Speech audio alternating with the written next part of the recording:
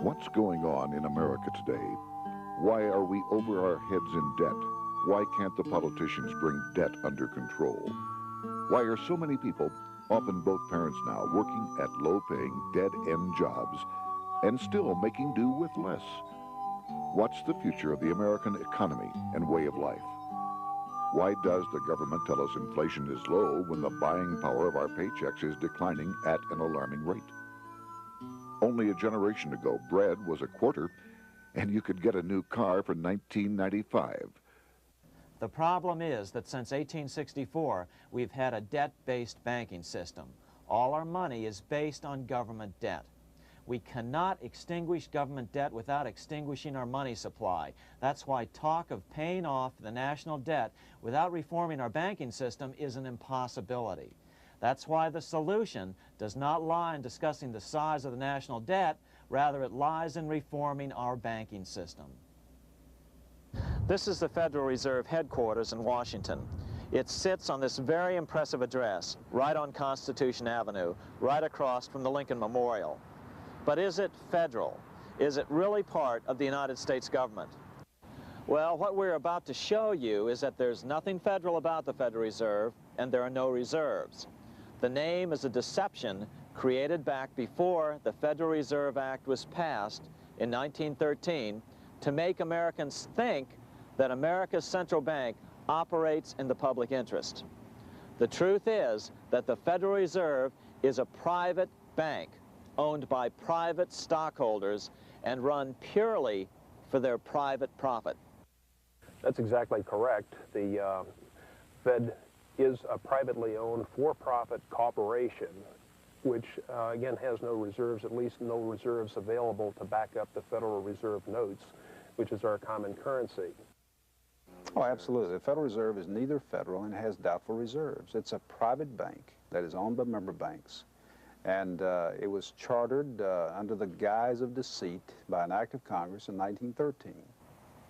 If there's still any doubt whether the Federal Reserve is a part of the U.S. government, check your local telephone book. In most cities, it is not listed in the blue government pages. It is listed in the business white pages right next to Federal Express, another private company. But more directly, U.S. courts have ruled time and time again that the Fed is a private corporation. Why can't Congress do something about the Fed? Most members of Congress just don't understand the system, and the few who do are afraid to speak up. For example, initially a veteran congressman from Chicago asked us if he could be interviewed for this video. However, both times our camera crew arrived at his office to do the interview, this was all we were able to film. The congressman never appeared and eventually decided he no longer wanted to participate. But a few others in Congress have been bolder over the years. Here are three quick examples. In 1923, Representative Charles A. Lindbergh, a Republican from Minnesota and father of the famed aviator Lucky Lindy, put it this way: the financial system has been turned over to the Federal Reserve Board. That board administers the finance system by authority of a purely profiteering group. The system is private, conducted for the sole purpose of obtaining the greatest possible profits from the use of other people's money. One of the most outspoken critics in Congress of the Fed was the former chairman of the House Banking and Currency Committee during the Great Depression years. Lewis T. McFadden, Republican of Pennsylvania, said in 1932, "We have in this country one of the most corrupt institutions the world has ever known. I refer to the Federal Reserve Board. This evil institution has impoverished the people of the United States and has practically bankrupted our government. It has done this through the corrupt practices of the moneyed vultures who control it." Senator Barry Goldwater was a frequent critic of the Fed. Most Americans have no real understanding of the operation of the international moneylenders. The accounts of the Federal Reserve System have never been audited. It operates outside the control of Congress and manipulates the credit of the United States. The Federal Reserve really even though it is not part of the federal government, it is more powerful than the federal government. It's more powerful than the president, the Congress, and the courts. Now, a lot of people challenge me on that, but let me prove my case. The Federal Reserve determines what the average person's car payment is going to be, what their house payment is going to be, and whether they have a job or not. And I submit to you that that's total control. And the Federal Reserve is the largest single creditor of the United States government. What does Proverbs tell us? The borrower is servant to the lender. What one has to understand is that from the day the Constitution was adopted right up to today, the folks who profit from privately owned central banks, as Madison called them, the money changers, have fought a running battle for control over who gets to print America's money. Why is who prints the money so important? Think of money as just another commodity. If you have a monopoly on a commodity that everyone needs, everyone wants, and nobody has enough of, there are lots of ways to make a profit, and also exert tremendous political influence. That's what this battle is all about. Throughout the history of the United States, the money power has gone back and forth between Congress and some sort of privately owned central bank. The Founding Fathers knew the evils of a privately owned central bank. First of all, they had seen how the privately owned British central bank, the Bank of England, had run up the British national debt to such an extent that Parliament had been forced to place unfair taxes on the American colonies. In fact, as we'll see later, Ben Franklin claimed that this was the real cause of the American Revolution. Most of the Founding Fathers realized the potential dangers of banking and feared bankers' accumulation of wealth and power. Jefferson put it this way: I sincerely believe that banking institutions are more dangerous to our liberties than standing armies. The issuing power should be taken from the banks and restored to the people to whom it properly belongs. That succinct statement of Jefferson is, in fact, the solution to all our economic problems today. It bears repeating. The issuing power should be taken from the banks and restored to the people to whom it properly belongs. James Madison, the main author of the Constitution, agreed. Interestingly, he called those behind the central bank scheme money changers. Madison strongly criticized their actions. History records that the money changers have used every form of abuse, intrigue, deceit, and violent means possible to maintain their control over governments by controlling money and its issuance. The battle over who gets to issue our money has been the pivotal issue throughout the history of the United States. Wars are fought over it, depressions are caused to acquire it. Yet after World War I, this battle was rarely mentioned in newspapers or history books. Why? By World War I, the money changers, with their dominant wealth, had seized control of most of the nation's press. Throughout U.S. history, this battle over who gets the power to issue our money has raged. In fact, it's changed hands back and forth 8 times since 1764, yet this fact has virtually vanished from public view for over 3 generations behind a smokescreen emitted by Fed cheerleaders in the media. Until we stop talking about deficits and government spending and start talking about who controls how much money we have, it's all just a big shell game, a complete and utter deception. It won't matter if you pass an ironclad amendment to the Constitution mandating a balanced budget. Our situation is only going to get worse until we root out the cause at its source. What's the solution for our national problem? First of all, education. That's what this video presentation is all about. But secondly, we must act. We must take back the power to issue our own money. Issuing our own money is not a radical solution. I want to stress that. It's the same solution used at different points in U.S. history by men like Benjamin Franklin, Thomas Jefferson, Andrew Jackson, Martin Van Buren, and Abraham Lincoln. So, to sum it up, in 1913, Congress gave an independent central bank, deceptively named the Federal Reserve, a monopoly over issuing America's money, and the debt generated by this quasi-private corporation is what is killing the American economy. Though the Federal Reserve is now the most powerful central bank in the world, it was not the first. So where did this idea come from?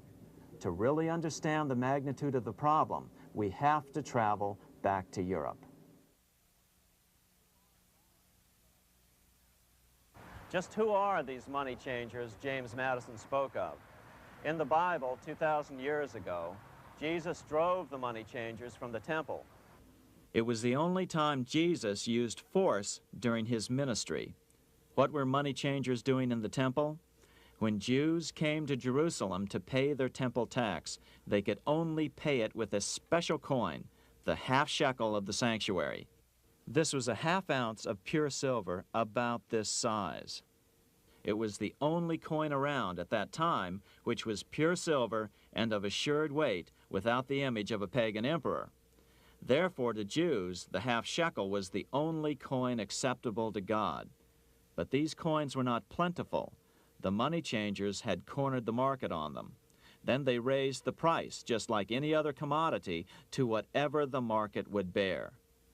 In other words, money changers were making exorbitant profits because they held a virtual monopoly on money. The Jews had to pay whatever they demanded. To Jesus, this totally violated the sanctity of God's house.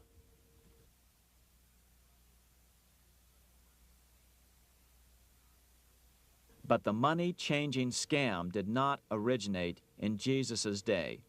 200 years before Christ, Rome was having trouble with money changers.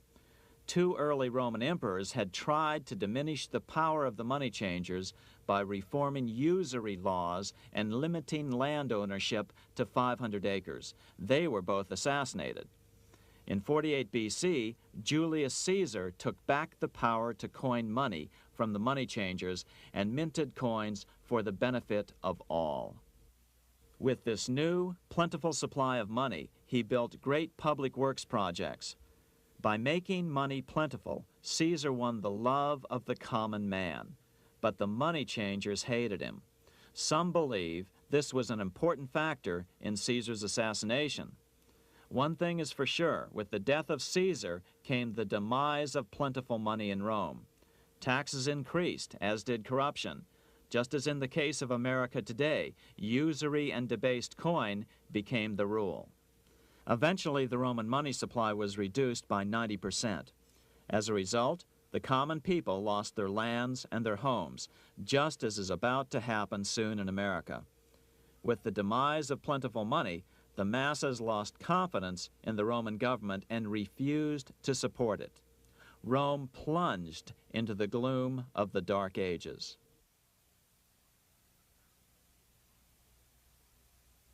A 1,000 years after the death of Christ, money changers, those who loan out and manipulate the quantity of money, were active in medieval England. In fact, they were so active that acting together, they could manipulate the entire English economy. These were not bankers per se. The money changers generally were the goldsmiths. They were the first bankers because they started keeping other people's gold for safekeeping in their vaults. The first paper money was merely a receipt for gold left at the goldsmith. Paper money caught on because it was more convenient than carrying around a lot of heavy gold and silver coins. Eventually, goldsmiths noticed that only a small fraction of the depositors ever came in and demanded their gold at any one time. Goldsmiths started cheating on the system. They discovered that they could print more money than they had gold, and usually no one would be the wiser. Then they could loan out this extra money and collect interest on it. This was the birth of fractional reserve banking. That is, loaning out many times more money than you have assets on deposit. So, if $1,000 in gold were deposited with them, they could loan out about $10,000 in paper money and draw interest payments on it, and no one would ever discover the deception. By this means, goldsmiths gradually accumulated more and more wealth and used this wealth to accumulate more and more gold. Today, this practice of loaning out more money than there are reserves is known as fractional reserve banking. Every bank in the United States is allowed to loan out at least 10 times more money than they actually have. That's why they get rich on charging, let's say, 8% interest. It's not really 8% per year, which is their income. It's 80%. That's why bank buildings are always the largest in town. But does that mean that all interest or all banking should be illegal? Hardly. In the Middle Ages, canon law, the law of the Catholic Church, forbade charging interest on loans. This concept followed the teachings of Aristotle and St. Thomas Aquinas. They taught that the purpose of money was to serve the members of society, to facilitate the exchange of goods needed to lead a virtuous life. Interest, in their belief, hindered this purpose by putting an unnecessary burden on the use of money. In other words, interest was contrary to reason and justice. Reflecting church law in the Middle Ages, Europe forbade charging interest on loans and made it a crime called usury.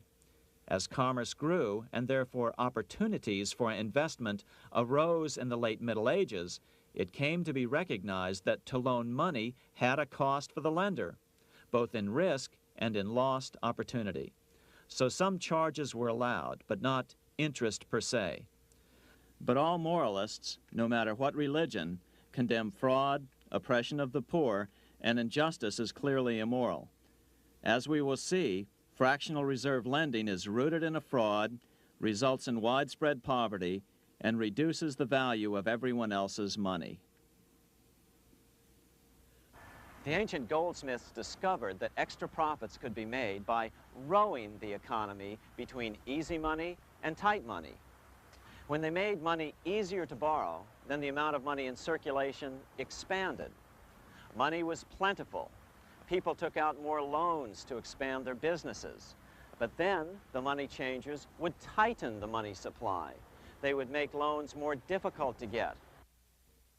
What would happen? Just what happens today. A certain percentage of people could not repay their previous loans and could not take out new loans to repay the old ones. Therefore, they went bankrupt and had to sell their assets to the goldsmiths for pennies on the dollar. The same thing is still going on today. Only today, we call this rowing of the economy up and down the business cycle. Like Julius Caesar, King Henry I of England finally resolved to take the money power away from the goldsmiths about 1100 AD. Henry could have used anything as money, seashells, feathers, or even yak dung, as is often done in remote Tibetan provinces. But he invented one of the most unusual money systems in history. It was called the tally stick system. Here I have one of the few surviving examples of this form of British money, which lasted 726 years until 1826, a tally stick. The tally system was adopted to avoid the monetary manipulation of the goldsmiths. Tally sticks were money fabricated out of sticks of polished wood. Notches were cut along one edge of the stick to indicate the denominations. Then the stick was split lengthwise through the notches so that both pieces still had a record of the notches. The king kept one half to protect against counterfeiting. Then he would spend the other half into the economy and they would circulate as money. This particular tally stick is huge. It represented 25,000 pounds. One of the original stockholders in the Bank of England purchased his original shares with this stick. In other words, he bought shares in the world's richest and most powerful corporation with a stick of wood. It's ironic that after its formation in 1694, the Bank of England attacked the tally stick system because it was money outside the power of the money changers, just as King Henry had wanted it to be. Why do people accept sticks of wood for money? That's a great question. Throughout history, people traded anything they thought had value and used as money. You see, the secret is that money is only what people agree on to use as money. What's our paper money today? It's really just paper. But here's the trick. King Henry ordered that tally sticks had to be used to pay the king's taxes. This built-in demand for tally sticks immediately made them circulate and be accepted as money. And they worked well. In fact, no other form of money has worked so well for so long as tally sticks. Keep in mind, the British Empire was built under the tally stick system. The tally stick system succeeded despite the fact that the money changers constantly attacked it by offering the metal coin system as competition. In other words, metal coins never went completely out of circulation, but tally sticks hung on because they were good for the payment of taxes. Finally, in the 1500s, King Henry VIII relaxed the laws concerning usury, and the money changers wasted no time reasserting themselves. They quickly made their gold and silver money plentiful for a few decades. But when Queen Mary took the throne and tightened the usury laws again, the money changers renewed the hoarding of gold and silver coins, forcing the economy to plummet. When Queen Mary's sister, Queen Elizabeth I, took the throne, she was determined to regain control over English money. Her solution was to issue gold and silver coins from the public treasury and take the control over the money supply away from the money changers. Although control over money was not the only cause of the English Revolution in 1642, religious differences fueled the conflict. Monetary policy played a major role. Financed by the money changers, Oliver Cromwell finally overthrew King Charles, purged the Parliament, and put the king to death. The money changers were immediately allowed to consolidate their financial power. The result was that for the next 50 years, the money changers plunged Great Britain into a series of costly wars. They took over a square mile of property in the center of London, known as the City of London. This area today is still known as one of the 3 predominant financial centers of the world. Conflicts with the Stuart kings led the money changers in England to combine with those in the Netherlands to finance the invasion of William of Orange, who overthrew the Stuarts in 1688 and took the English throne.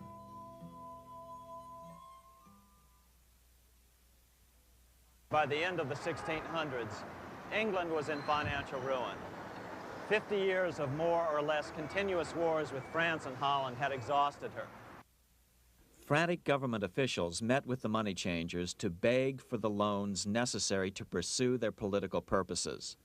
The price was high: a government-sanctioned, privately owned bank which could issue money created out of nothing. It was to be the modern world's first privately owned central bank, the Bank of England. Although it was deceptively called the Bank of England to make the general population think it was part of the government, it was not.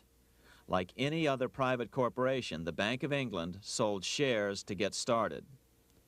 The investors, whose names were never revealed, were supposed to put up £1.25 million British pounds in gold coin to buy their shares in the bank, but only £750,000 was ever received. Despite that, the bank was duly chartered in 1694 and started out in the business of loaning out several times the money it supposedly had in reserves, all at interest. In exchange, the new bank would loan British politicians as much of the new currency as they wanted, as long as they secured the debt by direct taxation of the British people. So, legalization of the Bank of England amounted to nothing less than legal counterfeiting of a national currency for private gain. Unfortunately, nearly every nation now has a privately controlled central bank using the Bank of England as the basic model. Such is the power of these central banks that they soon take total control over a nation's economy. It soon amounts to nothing but a plutocracy, rule by the rich. It would be like putting control of the army in the hands of the mafia. The danger of tyranny would be extreme. Yes, we need central banks. No, we do not need them in private hands. The central bank scam is really a hidden tax. The nation sells bonds to the central bank to pay for things it does not have the political will to raise taxes to pay for. But the bonds are purchased with money the central bank creates out of nothing. More money in circulation makes your money worth less. The government gets as much money as it needs, and the people pay for it in inflation. The beauty of the plan is that not one person in 1,000 can figure it out because it's usually hidden behind complex-sounding economics gibberish. With the formation of the Bank of England, the nation was soon awash in money. Prices throughout the country doubled. Massive loans were granted for just about any wild scheme. One venture proposed to drain the Red Sea to recover gold supposedly lost when the Egyptian army drowned pursuing Moses and the Israelites. By 1698, government debt grew from the initial £1.25 million to £16 million. Naturally, taxes were increased and then increased again to pay for all of this. With the British money supply firmly in their grip, the British economy began a wild roller coaster series of booms and depressions, exactly the sort of thing a central bank claims it is determined to prevent. There are two things which I think are intrinsic not just to the Bank of England, but to central banking generally. The first is an involvement in the formulation of monetary policy with the specific objective of achieving monetary stability. However, since the Bank of England took control, the British pound has rarely been stable. Now let's take a look at the role of the Rothschild family, the family said to be the wealthiest in the world.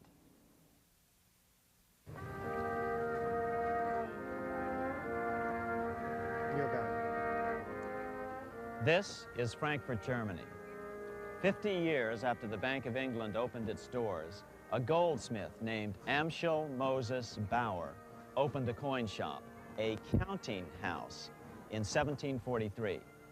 And over the door, he placed a sign depicting a Roman eagle on a red shield. The shop became known as the Red Shield Firm, or in German, Rothschild.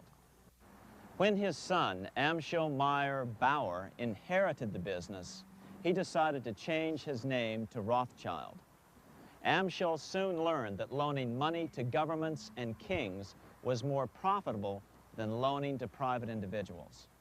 Not only were the loans bigger, but they were secured by the nation's taxes. Mayer Rothschild had 5 sons. He trained them all in the skills of money creation, then sent them out to the major capitals of Europe to open branch offices of the family banking business. His first son, Amschel Meyer, stayed in Frankfurt to mind the hometown bank. His second son, Solomon, was sent to Vienna. His third son, Nathan, was clearly the most clever. He was sent to London at age 21 in 1798, 100 years after the founding of the Bank of England. His fourth son, Karl, went to Naples, and his fifth son, Jacob, went to Paris. In 1785, Mayer Amschel moved his entire family to this larger house, a 5-story dwelling he shared with the Schiff family. This house was known as the Green Shield. The Rothschilds and the Schiffs would play a central role in the rest of European financial history and in that of the United States. The Rothschilds broke into dealings with European royalty here at Wilhelmshof, the palace of the wealthiest man in Germany. In fact, the wealthiest monarch in all Europe, Prince William of Hesse-Kassel. At first, the Rothschilds were only helping William speculate in precious coins. But when Napoleon chased Prince William into exile, he sent £550,000, a gigantic sum at that time, to Nathan Rothschild in London with instructions for him to buy consols, British government bonds, also called government stock. But Rothschild used the money for his own purposes. With Napoleon on the loose, the opportunities of wartime investments were nearly limitless. William returned here sometime prior to the Battle of Waterloo in 1815. He summoned Rothschild and demanded his money back. The Rothschilds returned William's money with the interest the British consuls would have paid him had the investment actually been made. But the Rothschilds kept all the past profits they had made using William's money. Nathan Rothschild later bragged that in the 17 years he'd been in England, he'd increased his original £20,000 stake given to him by his father by 2,500 times. By cooperating within the family, the Rothschilds soon grew unbelievably wealthy. By the mid-1800s, they dominated all European banking and were certainly the wealthiest family in the world. They financed Cecil Rhodes, making it possible for him to establish a monopoly over the diamond and gold fields of South Africa. In America, they financed the Harrimans and railroads, the Vanderbilts and railroads and the press, and Carnegie in the steel industry, among many others. In fact, during World War I, J.P. Morgan was thought to be the richest man in America. But after his death, it was discovered that he was actually only a lieutenant of the Rothschilds. Once Morgan's will was made public, it was discovered that he owned only 19% of J.P. Morgan companies. By 1850, James Rothschild, the heir of the French branch of the family, was said to be worth 600 million French francs, 150 million more than all the other bankers in France put together. He built this mansion called Ferrier, just east of Paris. Wilhelm I, on seeing it, exclaimed, "Kings couldn't afford this. It could only belong to a Rothschild." Another 19th century French commentator put it this way: "There is but one power in Europe, and that is Rothschild." There is no evidence that their predominant standing in European or world finance has changed. Now let's take a look at the results the Bank of England had produced on the British economy and how that later was the root cause of the American Revolution.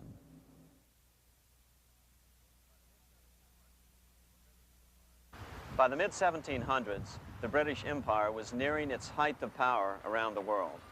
But Britain had fought 4 costly wars in Europe since the creation of their privately owned central bank, the Bank of England. The cost had been high. To finance these wars, the British Parliament here had borrowed heavily from the bank. By the mid-1700s, the government's debt here in Britain was £140 million, a staggering sum for those days. Consequently, the British government embarked on a program of trying to raise revenues from their American colonies in order to make their interest payments to the bank. But in America, it was a different story. The scourge of a privately owned central bank had not yet hit. This is Independence Hall in Philadelphia, where the Declaration of Independence and Constitution were signed. In the mid-1700s, pre-revolutionary America was still relatively poor. There was a severe shortage of precious metal coins to trade for goods, so the early colonists were forced to experiment with printing their own homegrown paper money. Some of these experiments were successful. Franklin was a big supporter of the colonies printing their own paper money. In 1757, Franklin was sent to London. He ended up staying for the next 18 years here, nearly until the start of the American Revolution. During this period, the American colonies began to issue their own money. Called colonial scrip, the endeavor was very successful.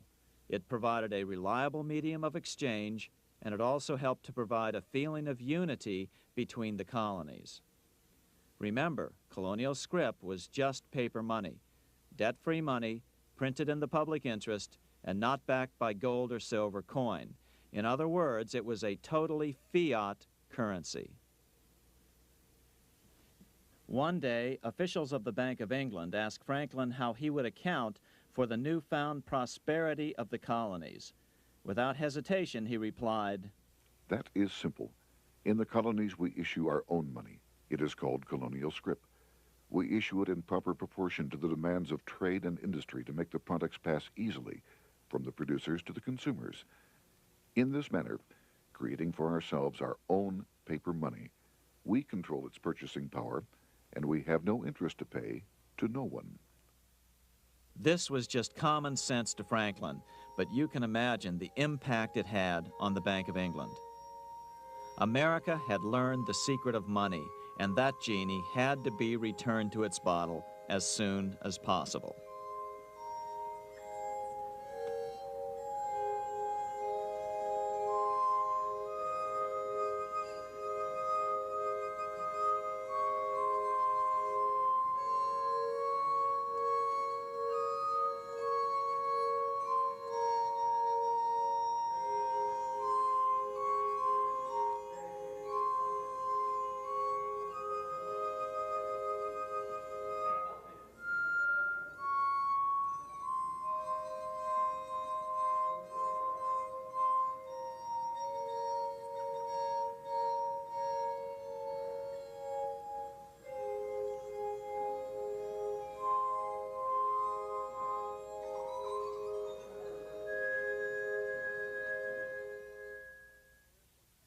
As a result, Parliament hurriedly passed the Currency Act of 1764.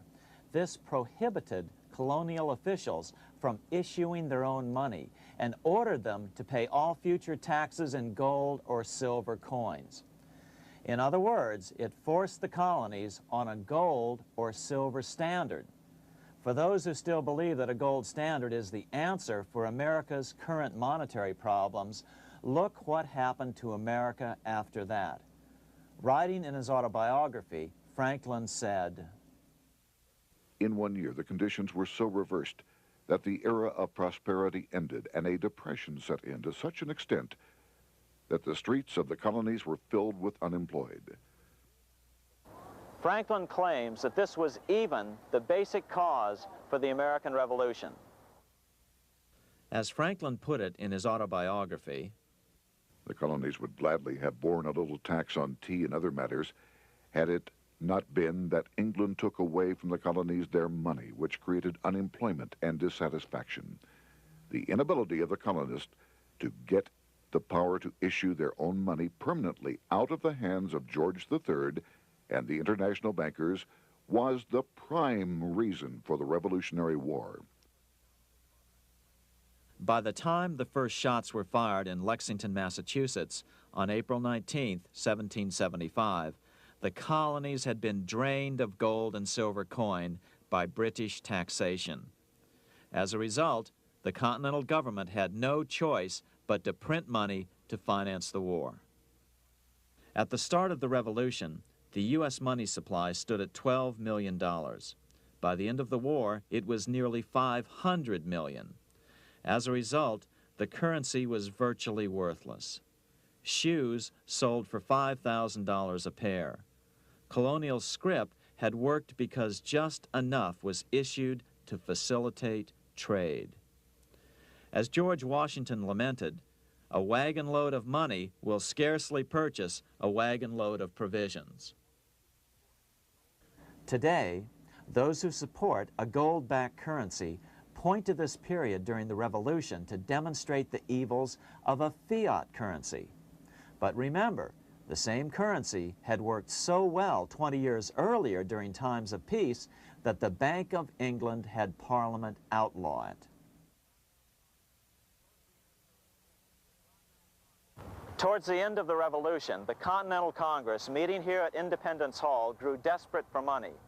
In 1781, they allowed Robert Morris, their financial superintendent, to open a privately owned central bank.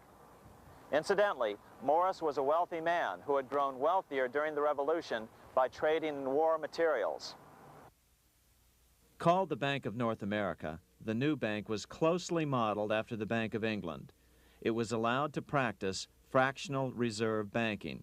That is, it could lend out money it didn't have, then charge interest on it. If you or I were to do that, we would be charged with fraud, a felony. The bank's charter called for private investors to put up $400,000 worth of initial capital. But when Morris was unable to raise the money, he brazenly used his political influence to have gold deposited in the bank, which had been loaned to America by France. He then loaned this money to himself and his friends to reinvest in shares of the bank. And, like the Bank of England, the bank was given a monopoly over the national currency. Soon the dangers became clear. The value of American currency continued to plummet. So, 4 years later, in 1785, the bank's charter was not renewed. The leader of the effort to kill the bank, William Findley of Pennsylvania, explained the problem this way, quote, "This institution, having no principle but that of avarice, will never be varied in its object, to engross all the wealth, power, and influence of the state." The men behind the Bank of North America, Alexander Hamilton, Robert Morris, and the bank's president, Thomas Whiling, did not give up. Only 6 years later, Hamilton, then Secretary of the Treasury, and his mentor, Morris, rammed a new privately owned central bank through the new Congress. Called the first bank of the United States, Thomas Whiling again served as the bank's president. The players were the same, only the name of the bank was changed.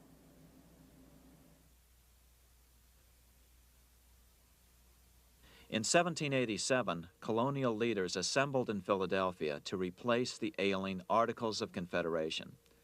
As we saw earlier, both Thomas Jefferson and James Madison were unalterably opposed to a privately owned central bank.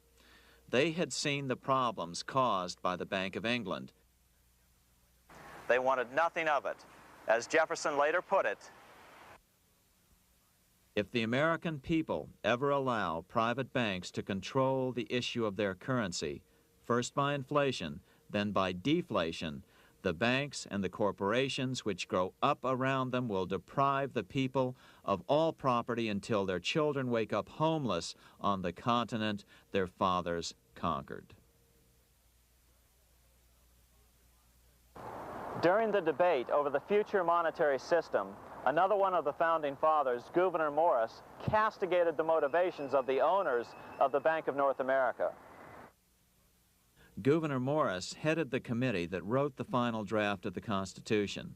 Morris knew the motivations of the bank well. Along with his old boss, Robert Morris, Gouverneur Morris and Alexander Hamilton were the ones who had presented the original plan for the Bank of North America to the Continental Congress in the last year of the Revolution. In a letter he wrote to James Madison on July 2nd, 1787, Gouverneur Morris revealed what was really going on. "The rich will strive to establish their dominion and enslave the rest. They always did. They always will.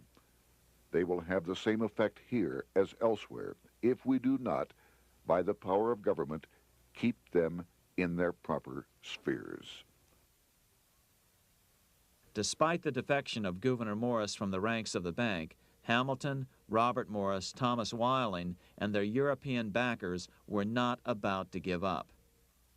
They convinced the bulk of the delegates to the Constitutional Convention to not give Congress the power to issue paper money. Most of the delegates were still reeling from the wild inflation of the paper currency during the Revolution. They had forgotten how well colonial scrip had worked before the war. But the Bank of England had not. The money changers could not stand to have America printing her own money again. So the Constitution is silent on the matter. This grievous defect left the door wide open for the money changers, just as they had planned.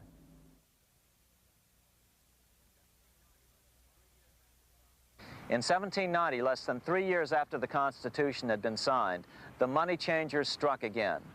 The newly appointed first Secretary of the Treasury, Alexander Hamilton, proposed a bill to the Congress calling for a new, privately owned central bank.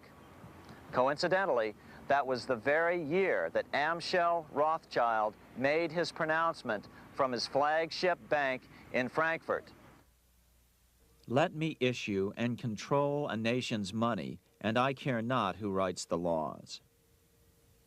Alexander Hamilton was a tool of the international bankers, and he wanted to create the U.S. Bank, the BUS, or the Bank of the United States, and did so. Interestingly, one of Hamilton's first jobs after graduating from law school in 1782 was as an aide to Robert Morris, the head of the Bank of North America. In fact, the year before, Hamilton had written Morris a letter saying, "A national debt, if it is not excessive, will be to us a national blessing." A blessing to whom? After a year of intense debate, in 1791, Congress passed the bill and gave it a 20-year charter. The new bank was to be called the First Bank of the United States, or BUS. Here we are in front of the First Bank of the United States in Philadelphia. The bank was given a monopoly on printing U.S. currency, even though 80% of its stock would be held by private investors. The other 20% would be purchased by the U.S. government. But the reason was not to give the government a piece of the action, it was to provide the capital for the other 80% owners. As with the old Bank of North America and the Bank of England before that, the stockholders never paid the full amount for their shares. The U.S. government put up their initial $2 million in cash.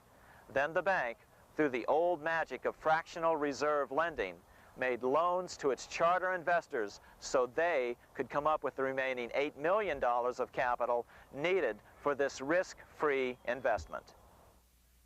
Like the Bank of England, the name of the Bank of the United States was deliberately chosen to hide the fact that it was privately controlled.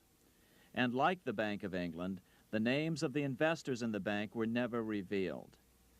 Many years later, it was a common saying that the Rothschilds were the power behind the old Bank of the United States. The bank was sold to Congress as a way to bring stability to the banking system and eliminate inflation. So what happened? Over the first 5 years, the U.S. government borrowed $8.2 million from the Bank of the United States.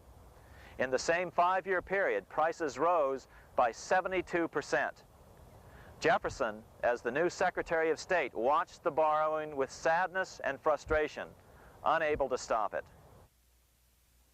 I wish it were possible to obtain a single amendment to our Constitution, taking from the federal government the power of borrowing. Millions of Americans feel the same way today. They watch in helpless frustration as the federal government borrows the American economy into oblivion. So, although it was called the First Bank of the United States, it was not the first attempt at a privately owned central bank in this country. As with the Bank of North America, the government put up most of the cash to get this private bank going, then the bankers loaned the money to each other to buy the remaining stock in the bank. It was a scam, plain and simple, and they wouldn't be able to get away with it for long. But first, we have to travel back to Europe to see how a single man was able to manipulate the entire British economy by obtaining the first news of Napoleon's final defeat.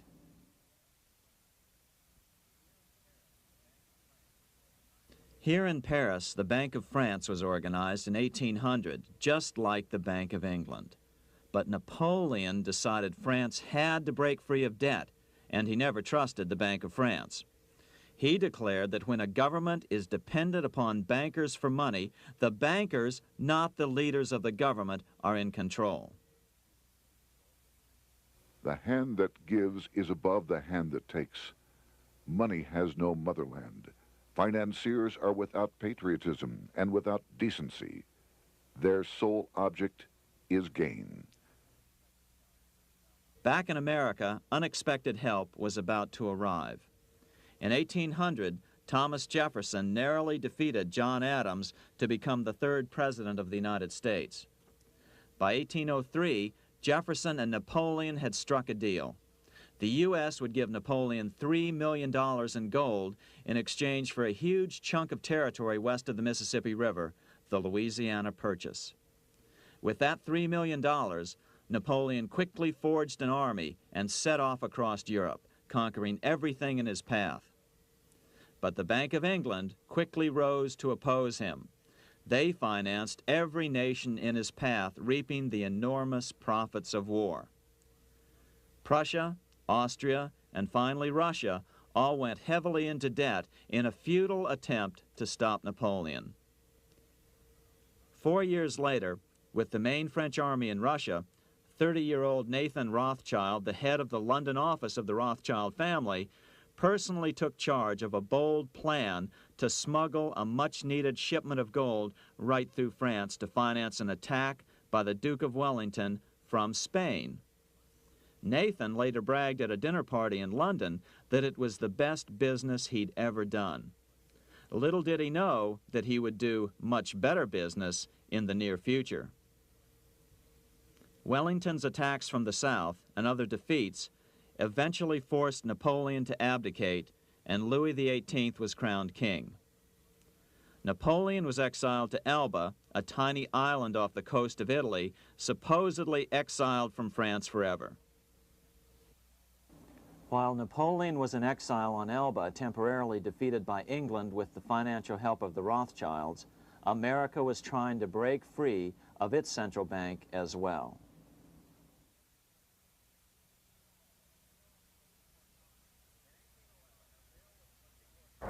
In 1811, a bill was put before Congress to renew the charter of the Bank of the United States. The debate grew very heated, and the legislatures of both Pennsylvania and Virginia passed resolutions asking Congress to kill the bank. The press corps of the day attacked the bank openly, calling it a great swindle, a vulture, a viper, and a cobra. Oh, to have an independent press once again in America. A congressman named P.B. Porter attacked the bank from the floor of Congress, saying if the bank's charter was renewed, Congress, quote, will have planted in the bosom of this Constitution a viper, which one day or another will sting the liberties of this country to the heart, close quote. Prospects didn't look that good for the bank. Some writers have even claimed that Nathan Rothschild warned that the United States would find itself involved in a most disastrous war if the bank's charter were not renewed. But it wasn't enough. When the smoke had cleared, the renewal bill was defeated by a single vote in the House and was deadlocked in the Senate. By now, America's fourth president, James Madison, was in the White House. Remember, Madison was a staunch opponent of the bank. His vice president, George Clinton, broke a tie in the Senate and sent the bank into oblivion. Within 5 months, England attacked the U.S., and the War of 1812 was on. But the British were still busy fighting Napoleon, and so the War of 1812 ended in a draw in 1814. Though the money changers were temporarily down, they were far from out. It would take them only another 2 years to bring back their bank bigger and stronger than ever.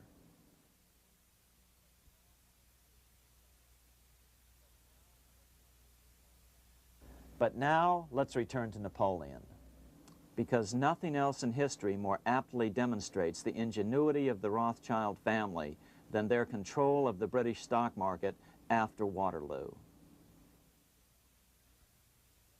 In 1815, a year after the end of the War of 1812 in America, Napoleon escaped his exile and returned to Paris.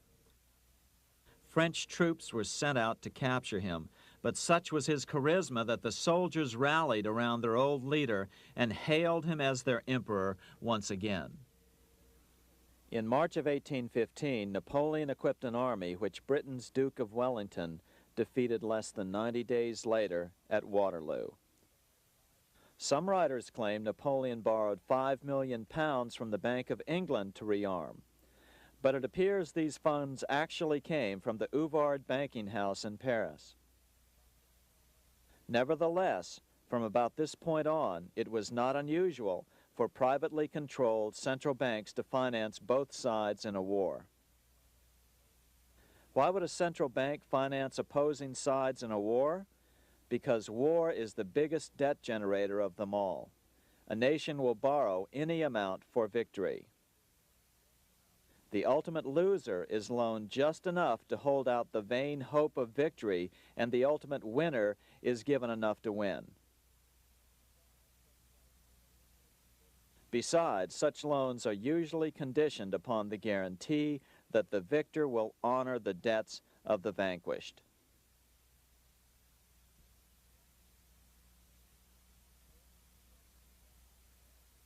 This is the Waterloo battlefield about 200 miles northeast of Paris in what today is Belgium. Here Napoleon suffered his final defeat, but not before thousands of French and Englishmen gave their lives on a steamy summer day in July of 1815. Right over there, on June 18, 1815, 74,000 French troops met 67,000 troops from Britain and other European nations. The outcome was certainly in doubt. In fact, had Napoleon attacked a few hours earlier, he would probably have won the battle. But no matter who won or lost, back in London, Nathan Rothschild planned to use the opportunity to try to seize control over the British stock and bond market and possibly even the Bank of England. Rothschild stationed a trusted agent, a man named Rothworth, on the north side of the battlefield, closer to the English Channel. Once the battle had been decided, Rothworth took off for the Channel. He delivered the news to Nathan Rothschild a full 24 hours before Wellington's own courier. Rothschild hurried to the stock market and took up his usual position in front of an ancient pillar. All eyes were on him. The Rothschilds had a legendary communications network. If Wellington had been defeated and Napoleon was loose on the continent again, Britain's financial situation would become grave indeed. Rothschild looked saddened. He stood there motionless, eyes downcast. Then suddenly he began selling. Other nervous investors saw that Rothschild was selling. It could only mean one thing. Napoleon must have won, Wellington must have lost. The market plummeted. Soon everyone was selling their consols, their British government bonds, and prices dropped sharply. But then Rothschild started secretly buying up the consols through his agents for only a fraction of their worth hours before. Myths, legends, you say? 100 years later, the New York Times ran a story which said that Nathan's grandson had attempted to secure a court order to suppress a book with this stock market story in it. The Rothschild family claimed the story was untrue and libelous, but the court denied the Rothschilds' request and ordered the family to pay all court costs. What's even more interesting about this story is that some authors claim that the day after the Battle of Waterloo, in a matter of hours, Nathan Rothschild came to dominate not only the bond market, but the Bank of England as well. Whether or not the Rothschild family seized control of the Bank of England, the first privately owned central bank in a major European nation and the wealthiest, one thing is certain. By the mid-1800s, the Rothschilds were the richest family in the world, bar none. They dominated the new government bond markets and branched into other banks and industrial concerns. In fact, the rest of the 19th century was known as the Age of the Rothschilds. Despite this overwhelming wealth, the family has generally cultivated an aura of invisibility. Although the family controls scores of industrial, commercial, mining, and tourist corporations, only a handful bear the Rothschild name. By the end of the 19th century, one expert estimated that the Rothschild family controlled half the wealth of the world. Whatever the extent of their vast wealth, it is reasonable to assume that their percentage of the world's wealth has increased since then. But since the turn of the century, the Rothschilds have cultivated the notion that their power has somehow waned even as their wealth increases.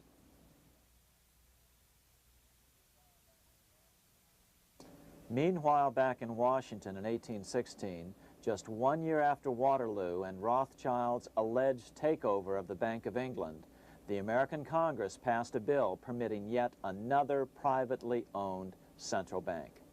This bank was called the Second Bank of the United States. The new bank's charter was a copy of the previous bank's. The U.S. government would own 20% of the shares of the bank. Of course, the federal share was paid by the Treasury up front into the bank's coffers.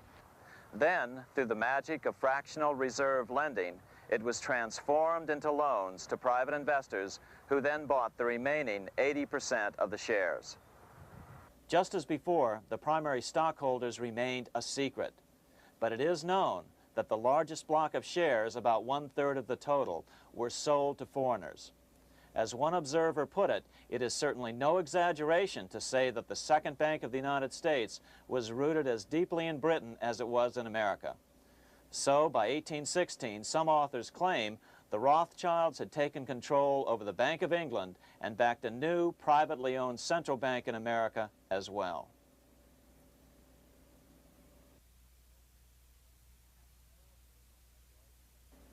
After 12 years of manipulations of the U.S. economy on the part of the Second Bank of the U.S., the American people had had just about enough. Opponents of the bank nominated a dignified senator from Tennessee, Andrew Jackson, the hero of the Battle of New Orleans, to run for president. This is his home, the Hermitage. No one gave Jackson a chance initially. The bank had long ago learned how the political process could be controlled with money. To the surprise and dismay of the money changers, Jackson was swept into office in 1828. Jackson was determined to kill the bank at the first opportunity and wasted no time in trying to do so. But the bank's 20-year charter didn't come up for renewal until 1836, the last year of his second term, if he could survive that long. During his first term, Jackson contented himself with rooting out the bank's many minions from government service. He fired 2,000 of the 11,000 employees of the federal government. In 1832, with his re-election approaching, the bank struck an early blow, hoping Jackson would not want to stir up controversy. They asked Congress to pass a renewal bill 4 years early. Naturally, Congress complied, then sent it to the president for signing. But Jackson weighed in with both feet. Old Hickory, never a coward, vetoed the bill. His veto message is one of the great American documents. It clearly lays out the responsibility of the American government towards its citizens, rich and poor. It is not our own citizens only who are to receive the bounty of our government. More than 8 million of the stock of this bank are held by foreigners. Is there no danger to our liberty and independence in a bank that in its nature has so little to bind it to our country? Controlling our currency, receiving our public monies, and holding thousands of our citizens' independence would be more formidable and dangerous than a military power of the enemy. If government would confine itself to equal protection and, as heaven does its rains, shower its favor alike on the high and the low, the rich and the poor, it would be an unqualified blessing. In the act before me, there seems to be a wide and unnecessary departure from these just principles. Later that year, in July 1832, Congress was unable to override Jackson's veto. Now Jackson had to stand for re-election. Jackson took his argument directly to the people. For the first time in U.S. history, Jackson took his presidential campaign on the road. Before then, presidential candidates stayed at home and looked presidential. His campaign slogan was "Jackson and no bank." The National Republican Party ran Senator Henry Clay against Jackson.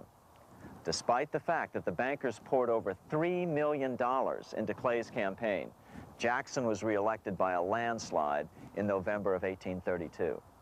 Despite his presidential victory, Jackson knew the battle was only beginning. "The hydra of corruption is only scotched, not dead," said the newly elected president. Jackson ordered his new Secretary of Treasury, Lewis McLean, to start removing the government's deposits from the second bank and start placing them in state banks. But McLean refused to do so. Jackson fired him and appointed William J. Duane as the new Secretary of the Treasury. Duane also refused to comply with the president's requests, and so Jackson fired him as well and then appointed Roger B. Taney to the office. Taney did withdraw government funds from the bank starting on October 1st, 1833. Jackson was jubilant. "I have it chained. I'm ready with screws to draw every tooth and then the stumps." But the bank was not yet done fighting. Its head, Nicholas Biddle, used his influence to get the Senate to reject Taney's nomination. Then, in a rare show of arrogance, Biddle threatened to cause a depression if the bank was not rechartered. This worthy president thinks that because he has scalped Indians and imprisoned judges, he is to have his way with the bank. He is mistaken.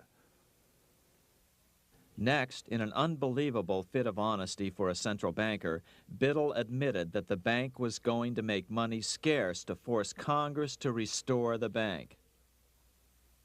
Nothing but widespread suffering will produce any effect on Congress. Our only safety is in pursuing a steady course of firm restriction, and I have no doubt that such a course will ultimately lead to restoration of the currency and the recharter of the bank. What a stunning revelation. Here was the pure truth, revealed with shocking clarity.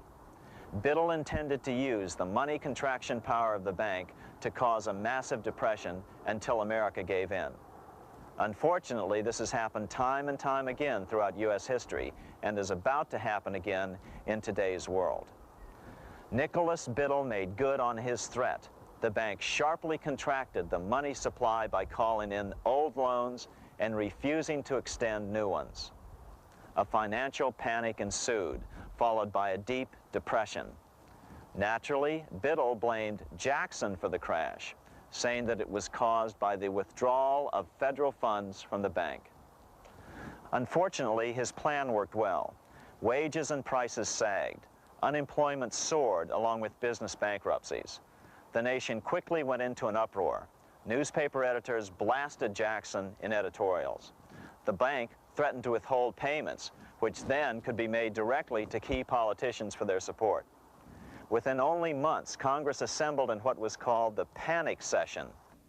6 months after he had withdrawn funds from the bank, Jackson was officially censured by a resolution which passed the Senate by a vote of 26 to 20. It was the first time a president had ever been censured by Congress. Jackson lashed out at the bank. "You are a den of vipers. I intend to rout you out, and by eternal God, I will rout you out." America's fate teetered on a knife edge. If Congress could muster enough votes to override Jackson's veto, the bank would be granted another 20-year monopoly or more over America's money, time enough to consolidate its already great power. Then a miracle occurred. The governor of Pennsylvania came out supporting President Jackson and strongly criticized the bank. On top of that, Biddle had been caught boasting in public about the bank's plan to crash the economy. Suddenly, the tide shifted. In April of 1834, the House of Representatives voted 134 to 82 against rechartering the bank. This was followed up by an even more lopsided vote to establish a special committee to investigate whether the bank had caused the crash. When the investigating committee arrived at the bank's door in Philadelphia, armed with a subpoena to examine the books, Biddle refused to give them up. Nor would he allow inspection of correspondence with congressmen relating to their personal loans and advances he'd made to them. He also refused to testify before the committee back in Washington. On January 8th, 1835, Jackson paid off the final installment on the national debt, which had been necessitated by allowing the banks to issue currency for government bonds rather than simply issuing treasury notes without such debt. He was the only president to ever pay off the debt. A few weeks later, on January 30th, 1835, an assassin by the name of Richard Lawrence tried to shoot President Jackson, but by the grace of God, both pistols misfired. Lawrence was later found not guilty by reason of insanity. After his release, he bragged to friends that powerful people in Europe had put him up to the task and promised to protect him if he were caught. The following year, when its charter ran out, the Second Bank of the United States ceased functioning as the nation's central bank. Biddle was later arrested and charged with fraud. He was tried and acquitted, but died shortly thereafter while still tied up in civil suits. After his second term as president, Jackson retired here to the Hermitage outside of Nashville to live out his life. He is still remembered here for his determination to kill the bank. In fact, he killed it so well that it took the money changers 77 years to undo the damage. When asked what his most important accomplishment had been, Jackson replied, "I killed the bank." Unfortunately, even Jackson failed to grasp the entire picture and its root cause. Although Jackson had killed the central bank, the most insidious weapon of the money changers, fractional reserve banking, remained in use by the numerous state-chartered banks. This fueled economic instability in the years before the Civil War. Still, the central bankers were out, and as a result, America thrived as it expanded westward.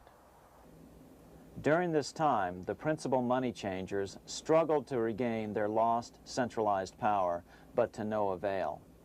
Then, finally, they reverted to the old central bankers' formula: war to create debt and dependency.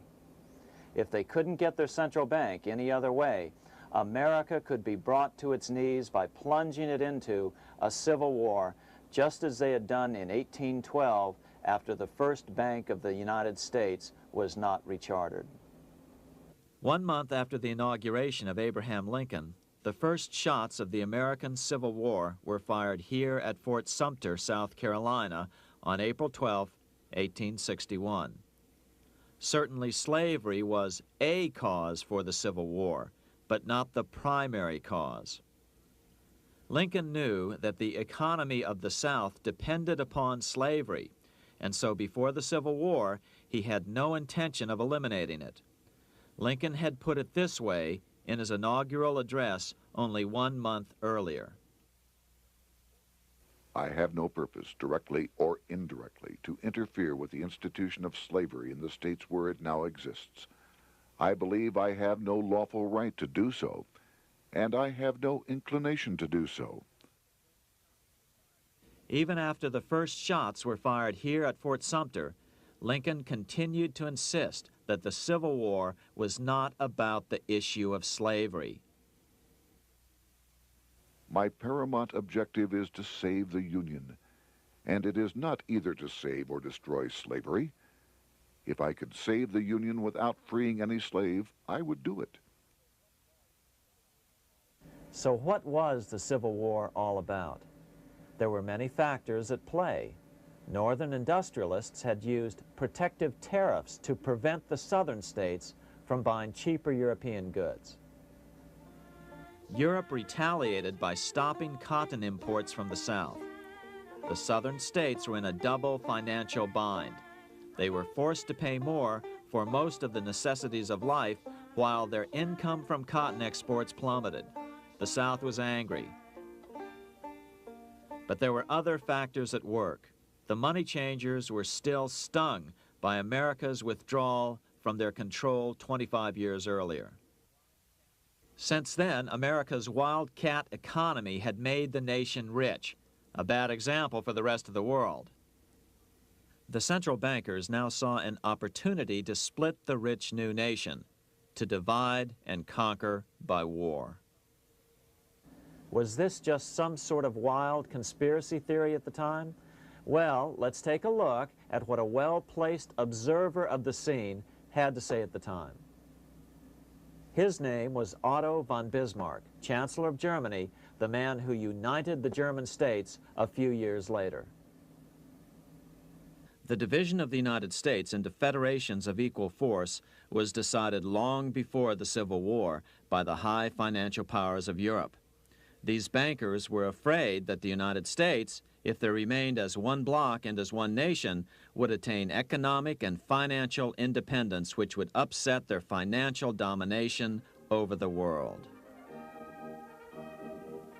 Within months after the first shots here at Fort Sumter, the central bankers loaned Napoleon III of France, the nephew of the Waterloo Napoleon, 210 million francs to seize Mexico and station troops along the southern border of the U.S., taking advantage of their war to violate the Monroe Doctrine and return Mexico to colonial rule.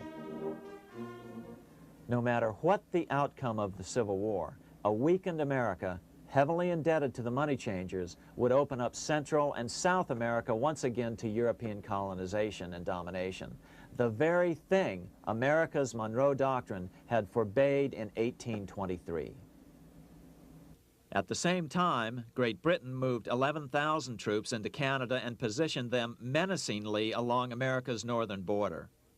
The British fleet went to war alert should their quick intervention be called for. Lincoln knew he was in a double bind. That's why he agonized over the fate of the Union. There was a lot more to it than just differences between the North and the South. That's why his emphasis was always on union and not merely the defeat of the South. But Lincoln needed money to win.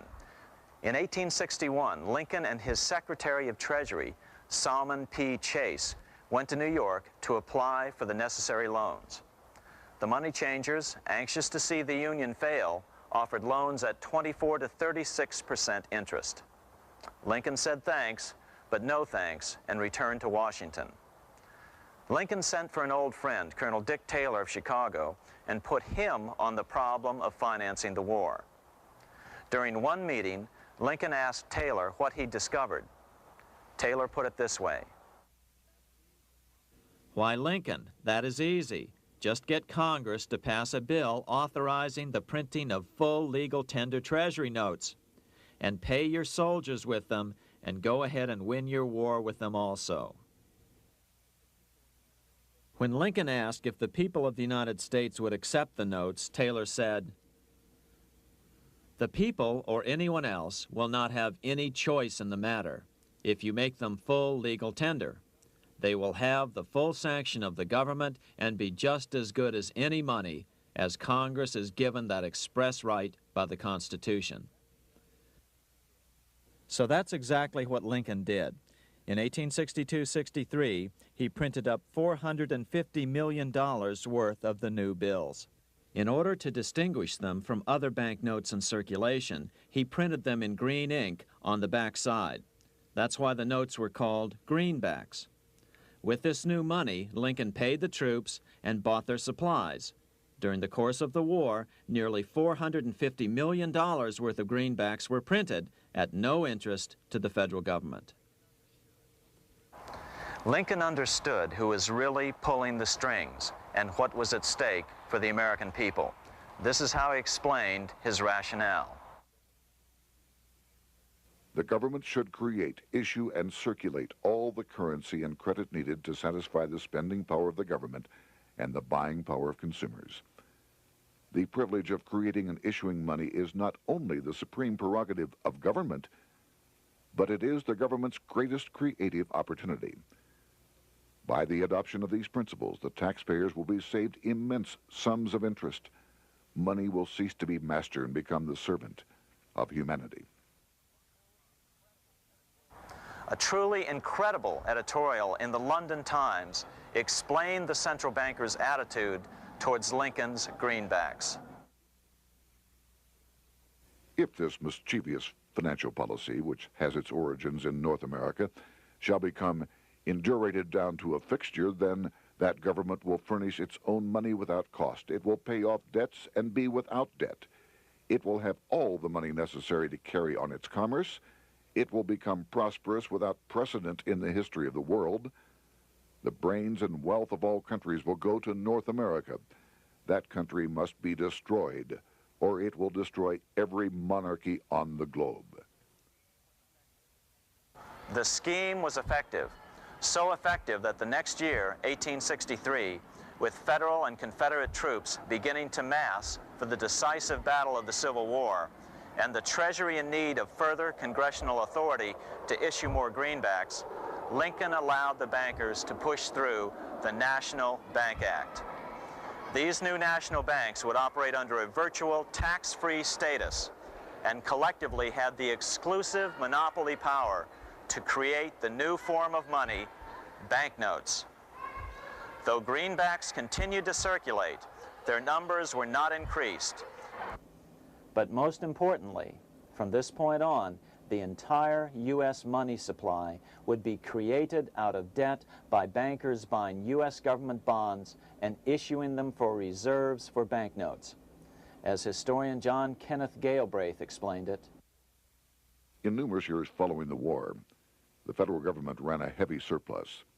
It could not, however, pay off its debt, retire its securities, because to do so meant there would be no bonds to back the national banknotes.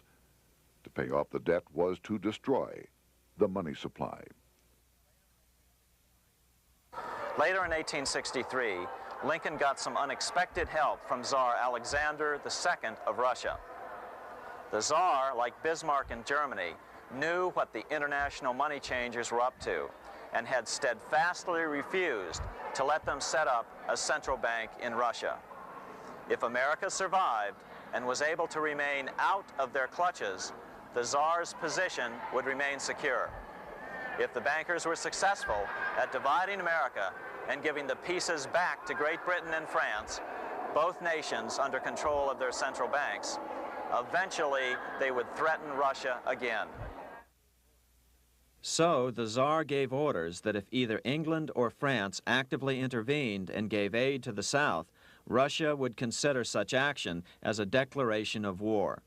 He did the same with part of his Pacific Fleet and sent them to port in San Francisco. Lincoln was reelected the next year, 1864. Had he lived, he would surely have killed the national bank's money monopoly extracted from him during the war. On November 21, 1864, he wrote a friend the following: The money power preys upon the nation in times of peace and conspires against it in times of adversity. It is more despotic than monarchy, more insolent than autocracy, more selfish than bureaucracy.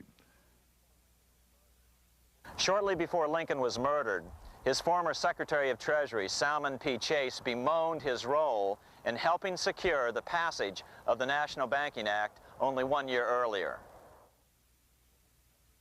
My agency in promoting the passage of the National Banking Act was the greatest financial mistake in my life. It has built up a monopoly which affects every interest in the country. On April 14, 1865, 41 days after his second inauguration and just 5 days after Lee surrendered to Grant at Appomattox, Lincoln was shot by John Wilkes Booth at Ford's Theater. Bismarck, Chancellor of Germany, lamented the death of Abraham Lincoln. The death of Lincoln was a disaster for Christendom. There was no man in the United States great enough to wear his boots. I fear that foreign bankers, with their craftiness and torturous tricks, will entirely corrupt the exuberant riches of America and use it systematically to corrupt modern civilization.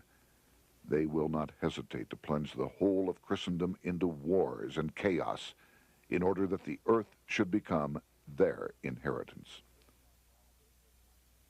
Bismarck well understood the money changers' plan.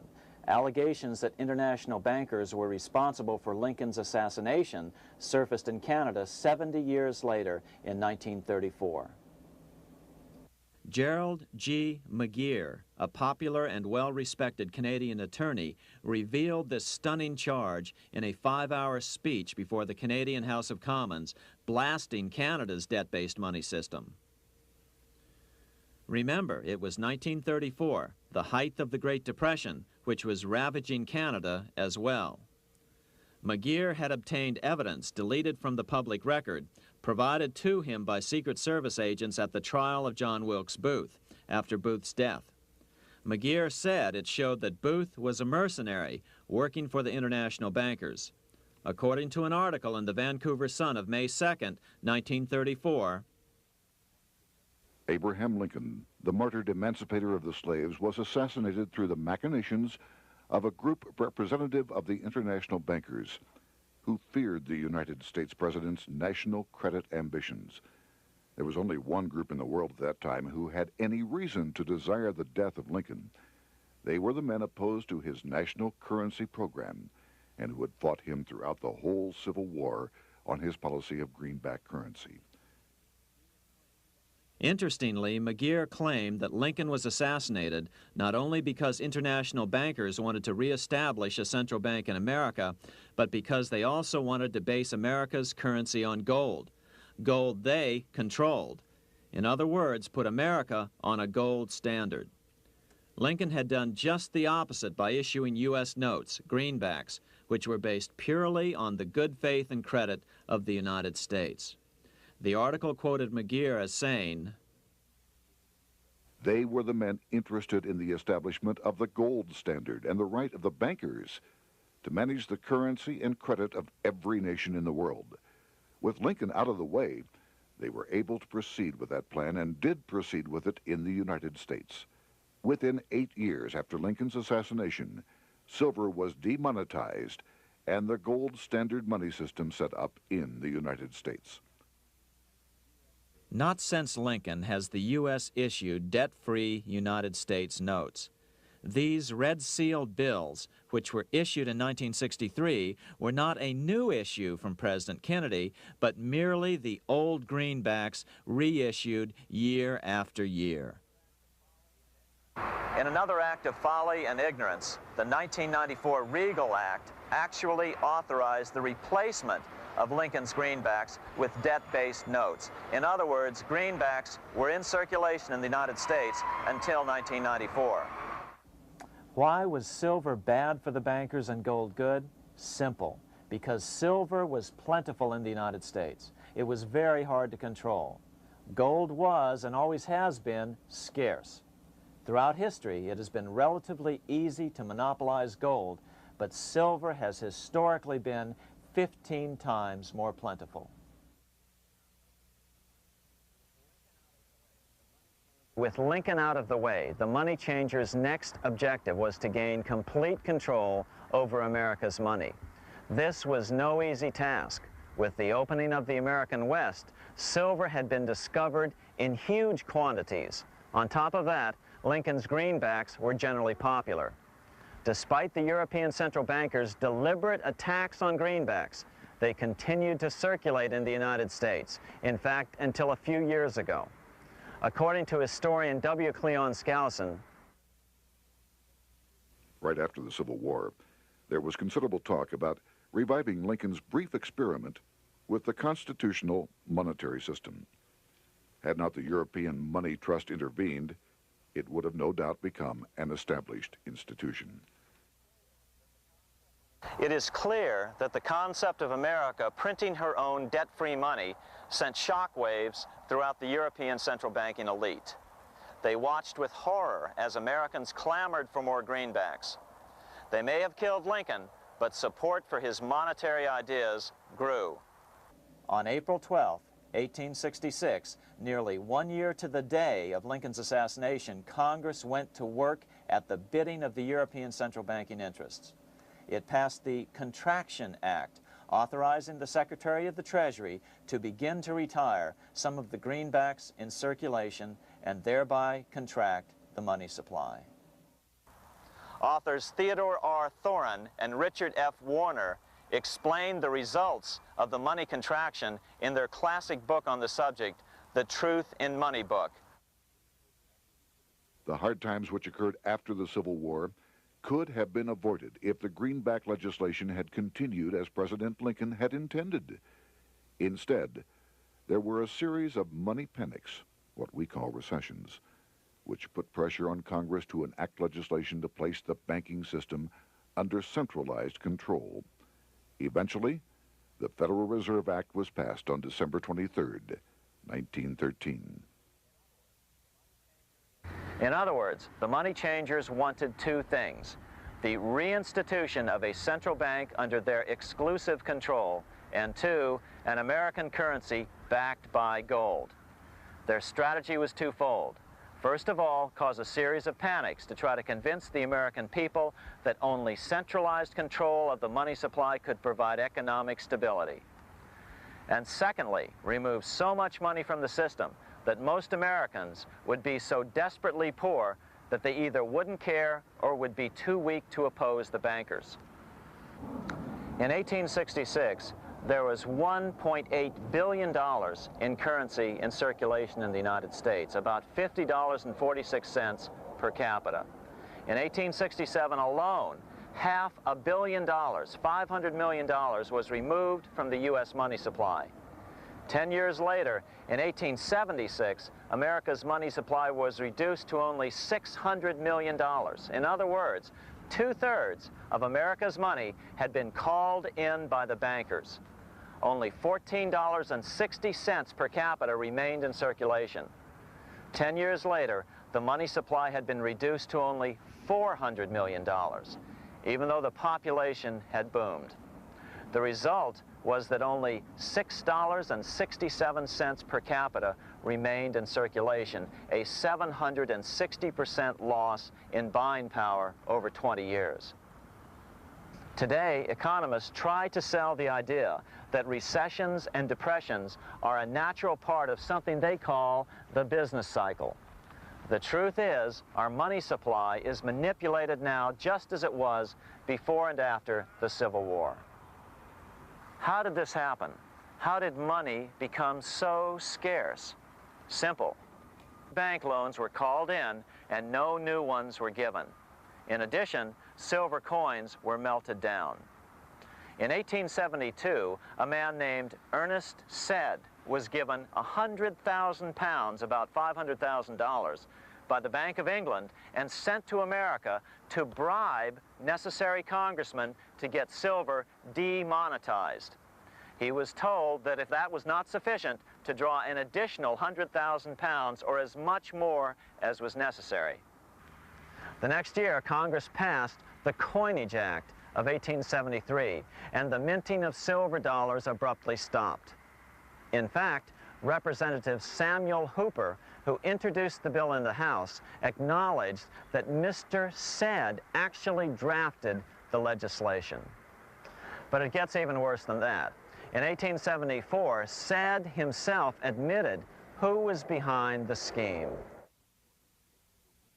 I went to America in the winter of 1872-73, authorized to secure, if I could, the passage of a bill demonetizing silver. It was in the interest of those I represented, the governors of the Bank of England, to have it done. By 1873, gold coins were the only form of coin money. But the contest over control of America's money was not yet over. Only 3 years later, in 1876, with 1/3 of America's workforce unemployed, the population was growing restless. People were clamoring for a return to the greenback money system of President Lincoln or a return to silver money, anything that would make money more plentiful. That year, Congress created the United States Silver Commission to study the problem. Their report clearly blamed the monetary contraction on the national bankers. The report is interesting because it compares the deliberate money contraction by the national bankers after the Civil War to the fall of the Roman Empire. The disaster of the Dark Ages was caused by decreasing money and falling prices. Without money, civilization could not have had a beginning, and with a diminishing supply, it must languish and unless relieved, finally perish.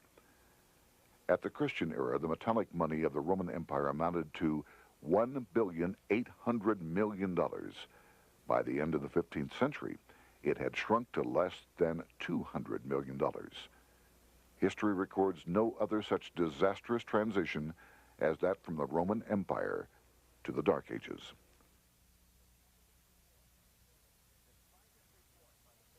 Despite this report by the Silver Commission, Congress took no action. The next year, 1877, riots broke out from Pittsburgh to Chicago. The torches of starving vandals lit up the sky. The bankers huddled to decide what to do. They decided to hang on. Now that they were back in control to a certain extent, they were not about to give it up.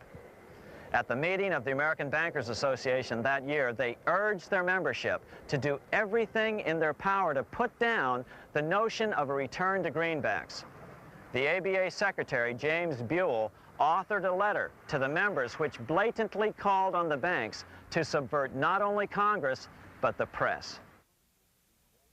It is advisable to do all in your power to sustain such prominent daily and weekly newspapers, especially the agricultural and religious press, as will oppose the greenback issue of paper money, and that you will also withhold patronage from all applicants who are not willing to oppose the government issue of money.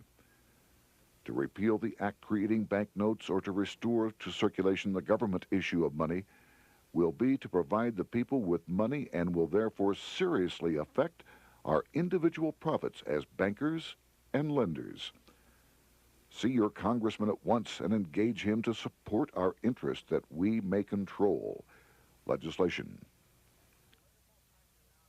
As political pressure mounted in Congress for change, the press tried to turn the American people away from the truth. The New York Tribune put it this way on January 10th, 1878. "The capital of the country is organized at last, and we will see whether Congress will dare to fly in its face." But it didn't work entirely. On February 28, 1878, Congress passed the Sherman Law, allowing the minting of a limited number of silver dollars, ending the 5-year hiatus. This did not end gold backing of the currency, however, nor did it completely free silver. Previous to 1873, anyone who brought silver to the U.S. Mint could have it struck into silver dollars free of charge. No longer. But at least some money began to flow back into the economy again. With no further threat to their control, the bankers loosened up on loans, and the post-Civil War depression was finally ended. 3 years later, the American people elected Republican James Garfield president. Garfield understood how the economy was being manipulated. As a congressman, he had been chairman of the Appropriations Committee and was a member of Banking and Currency. After his inauguration, he slammed the money changers publicly in 1881. Whoever controls the volume of money in any country is absolute master of all industry and commerce. And when you realize that the entire system is very easily controlled, one way or another, by a few powerful men at the top, you will not have to be told how periods of inflation and depression originate.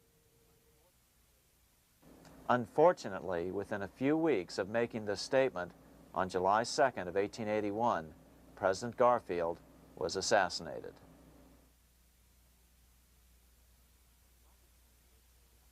The money changers were gathering strength fast.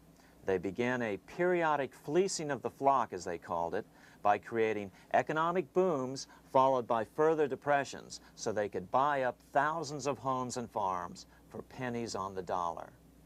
In 1891, the money changers prepared to take the American economy down again, and their methods and motives were laid out with shocking clarity in a memo sent out by the American Bankers Association, the ABA, an organization in which most bankers were members. Notice that this memo called for bankers to create a depression on a certain date 3 years in the future. According to the congressional record, here's how it read in part. On September 1st, 1894, we will not renew our loans under any consideration. On September 1st, we will demand our money. We will foreclose and become mortgagees in possession. We can take 2/3 of the farms west of the Mississippi and thousands of them east of the Mississippi as well at our price. Then the farmers will become tenants, as in England. These depressions could be controlled because America was on the gold money standard. Since gold is scarce, it's one of the easiest commodities to manipulate. People wanted silver money legalized again so they could escape the stranglehold the money changers had on gold money. People wanted silver money reinstated, reversing Mr. Said's Act of 1873, by then called the Crime of '73. By 1896, the issue of more silver money had become the central issue in the presidential campaign. William Jennings Bryan, a senator from Nebraska, ran for president as a Democrat on the free silver issue.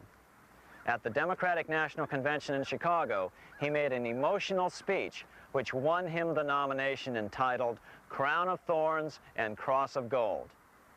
Though Bryan was only 36 years old at the time, this speech is widely regarded as the most famous oration ever made before a political convention. In the dramatic conclusion, Bryan said, "We will answer their demand for a gold standard by saying to them, you shall not press down upon the brow of labor this crown of thorns. You shall not crucify mankind upon a cross of gold." The bankers lavishly supported the Republican candidate, William McKinley, who favored the gold standard. The resulting contest was amongst the most fiercely contested presidential races in American history. Bryan made over 600 speeches in 27 states. The McKinley campaign got manufacturers and industrialists to inform their employees that if Bryan were elected, all factories and plants would close and there would be no work. The ruse succeeded. McKinley beat Bryan by a small margin. Bryan ran for president again in 1900 and in 1908, but fell short each time. During the 1912 Democratic Convention, Bryan was a powerful figure who helped Woodrow Wilson win the nomination. When Wilson became president, he appointed Bryan as Secretary of State, but Bryan soon became disenchanted with the Wilson administration. Bryan served only 2 years in the Wilson administration before resigning in 1915 over the highly suspicious sinking of the Lusitania, the event which was used to drive America into World War I. Although William Jennings Bryan never gained the presidency, his efforts delayed the money changers for 17 years from attaining their next goal, a new, privately owned central bank for America.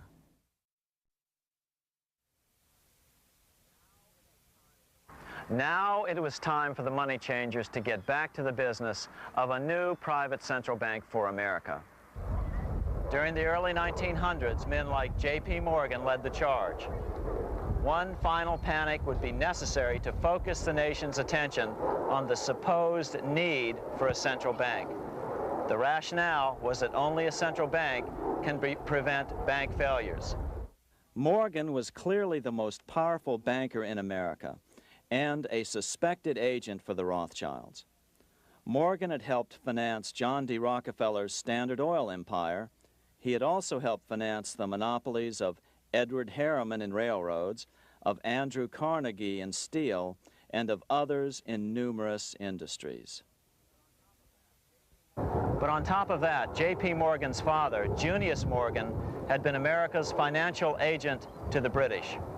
After his father's death, J.P. Morgan took on a British partner, Edward Grenfell, a longtime director of the Bank of England. In fact, upon Morgan's death, his estate contained only a few $1 million. The bulk of the securities most people thought he owned were, in fact, owned by others. In 1902, President Theodore Roosevelt allegedly went after Morgan and his friends by using the Sherman Antitrust Act to try to break up their industrial monopolies. Actually, Roosevelt did very little to interfere in the growing monopolization of American industry by the bankers and their surrogates. For example, Roosevelt supposedly broke up the Standard Oil monopoly, But it wasn't really broken at all. It was merely divided into 7 corporations, all still controlled by the Rockefellers. The public was aware of this thanks to political cartoonists like Thomas Nast, who referred to the bankers as the money trust. By 1907, the year after Teddy Roosevelt's re-election, Morgan decided it was time to try for a central bank again. Using their combined financial muscle, Morgan and his friends were secretly able to crash the stock market. Thousands of small banks were vastly overextended. Some had reserves of less than 1% thanks to the fractional reserve principle. Within days, bank runs were commonplace across the nation. Now Morgan stepped into the public arena and offered to prop up the faltering American economy by supporting failing banks with money he manufactured out of nothing. It was an outrageous proposal, far worse than even fractional reserve banking, but Congress let him do it. Morgan manufactured $200 million worth of this completely reserveless private money and bought things with it, paid for services with it, and sent some of it to his branch banks to lend out at interest. His plan worked. Soon, the public regained confidence in money in general and quit hoarding their currency. But as a result, banking power was further consolidated into the hands of a few large banks. By 1908, the panic was over, and Morgan was hailed as a hero by the president of Princeton University, a man by the name of Woodrow Wilson. All this trouble could be averted if we appointed a committee of 6 or 7 public-spirited men like J.P. Morgan to handle the affairs of our country. Economics textbooks would later explain that the creation of the Federal Reserve System was the direct result of the panic of 1907. Quote, "With its alarming epidemic of bank failures, the country was fed up once and for all with the anarchy of unstable private banking," close quote. But Minnesota Congressman Charles A. Lindbergh Sr., the father of the famous aviator Lucky Lindy, later explained that the panic of 1907 was really just a scam. Those not favorable to the money trust could be squeezed out of business, and the people frightened into demanding changes in the banking and currency laws which the money trust would frame. So, since the passage of the National Bank Act of 1863, the money changers had been able to create a series of booms and busts. The purpose was not only to fleece the American public of their property, but to later claim that the banking system was basically so unstable that it had to be consolidated into a central bank once again.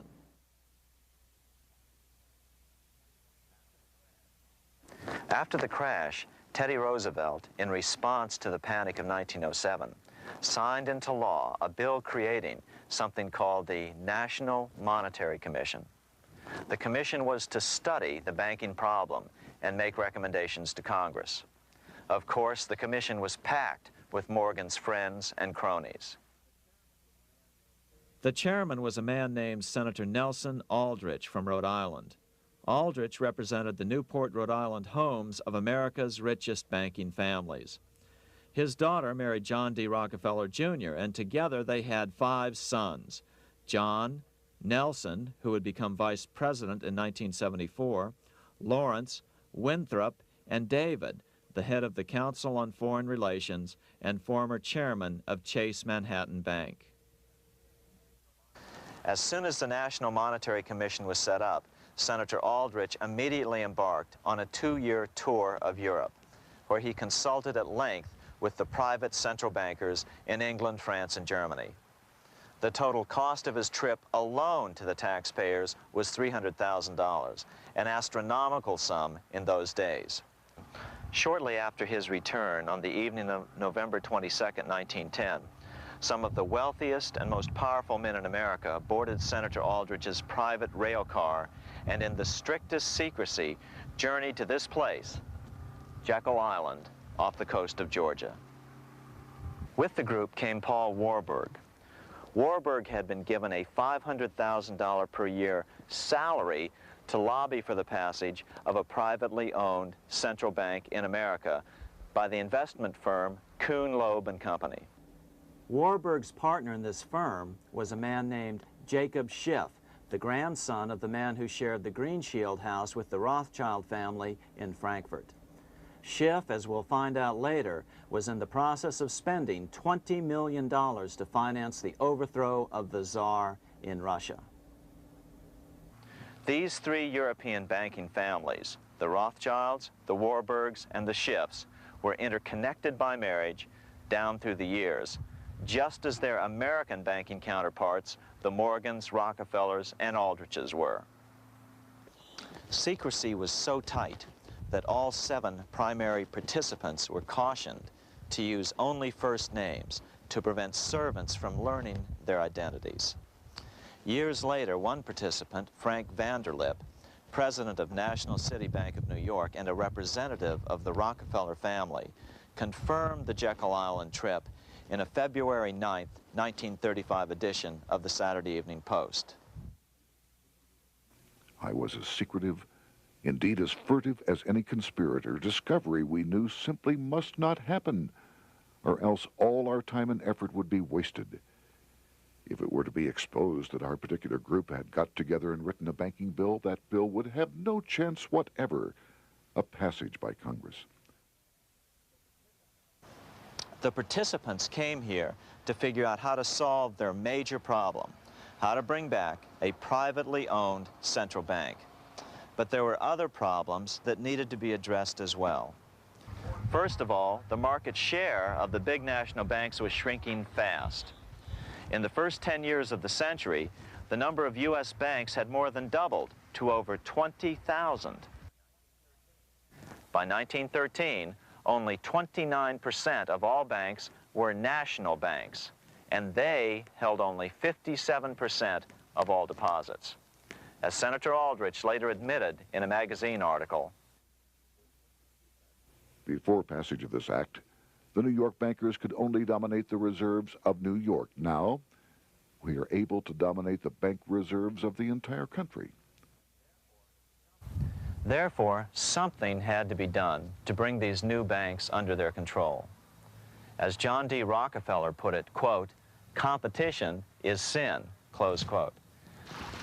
Secondly, the nation's economy was so strong that corporations were starting to finance their expansions out of profits instead of taking out huge loans from large banks. In the first 10 years of the new century, 70% of corporate funding came from profits. In other words, American industry was becoming independent of the money changers, and that trend had to be stopped. All the participants knew that these problems could be hammered out into a workable solution, but perhaps their biggest problem was a public relations problem, the name of the new bank. That discussion took place right here in this room, one of the many conference rooms in this sprawling hotel, today known as the Jekyll Island Club Hotel. Aldrich believed that the word bank should not even appear in the name. Warburg wanted to call the legislation the National Reserve Bill or the Federal Reserve Bill. The idea here was to give the impression that the purpose of the new central bank was to stop bank runs, but also to conceal its monopoly character. However, it was Aldrich, the egotistical politician, who insisted it be called the Aldrich Bill. After 9 days at Jekyll Island, the group dispersed. The new central bank would be very similar to the old Bank of the United States. It would be given a monopoly over U.S. currency and create that money out of nothing. How does the Fed create money out of nothing? It's a four-step process. But first, a word on bonds. Bonds are simply promises to pay, or government IOUs. People buy bonds to get a secure rate of interest. At the end of the term of the bond, the government repays the bond plus interest, and the bond is destroyed. There are about $3.6 trillion worth of these loans or bonds at present. Now here's the Fed money-making process. Step 1. The Federal Open Market Committee approves the purchase of U.S. bonds on the open market. Step 2. The bonds are purchased by the Fed from whoever is offering them for sale on the open market. Step 3, the Fed pays for the bonds with electronic credits to the seller's bank, which in turn credits the seller's bank account. The trick is that these credits are based on nothing. The Fed just creates them. Step 4, the banks use these deposits as reserves. They can loan out over 10 times the amount of their reserves to new borrowers, all at interest. In this way, a Fed purchase of, say, $1 million worth of bonds gets turned into over $10 million in bank accounts. The Fed, in effect, creates 10% of this totally new money, and the banks create the other 90%. To reduce the amount of money in the economy, the process is just reversed. The Fed sells bonds to the public, and the money flows out of the purchaser's local bank. Loans must be reduced by 10 times the amount of the sale. So, a Fed sale of $1 million in bonds results in $10 million less money in the economy. So how does this benefit the bankers whose representatives huddled at Jekyll Island? First, it totally misdirected banking reform efforts from proper solutions. Second, it prevented a proper debt-free system of government finance, like Lincoln's greenbacks, from making a comeback. The bond-based system of government finance forced on Lincoln after he created greenbacks was now cast in stone. Third, it delegated to the bankers the right to create 90% of our money supply based on only fractional reserves, which they then loan out at interest. Fourth, it centralized overall control of our nation's money supply in the hands of a few men. Fifth, it established a central bank with a high degree of independence from effective political control. Soon after its creation, the Fed's great contraction in the early 1930s would cause the Great Depression. This independence has been enhanced since then through additional laws. In order to fool the public into thinking the government retained control, the plan called for the Fed to be run by a board of governors appointed by the President and approved by the Senate. But all the bankers had to do was to be sure their men got appointed to the board of governors. That wasn't hard. Bankers have money, and money buys influence over politicians. Once the participants left Jekyll Island, the public relations blitz was on. The big New York banks put together an educational fund of $5 million to finance professors at respected universities to endorse the new bank. Woodrow Wilson at Princeton was one of the first to jump on the bandwagon. But the bankers' subterfuge didn't work. The Aldrich Bill was quickly identified as the bankers' bill, a bill to benefit only what became known as the money trust. As Congressman Lindbergh put it during the congressional debate, the Aldrich Plan is the Wall Street plan. It means another panic, if necessary, to intimidate the people. Aldrich, paid by the government to represent the people, proposes a plan for the trusts instead. seeing they didn't have the votes to win in Congress, the Republican leadership never brought the Aldrich bill to a vote. The bankers quietly decided to move to Track 2, the Democratic alternative. They began financing Woodrow Wilson as the Democratic nominee. As respected historian James Perloff put it, Wall Street financier Bernard Baruch was put in charge of Wilson's education. Baruch brought Wilson to the Democratic Party headquarters in New York in 1912, leading him like one would a poodle on a string. Wilson received an indoctrination course from the leaders convened there. So now the stage was set. The money changers were poised to install their privately owned central bank once again. The damage President Andrew Jackson had done 76 years earlier had been only partly repaired with the passage of the National Bank Act during the Civil War. Since then, the battle had raged on across the decades.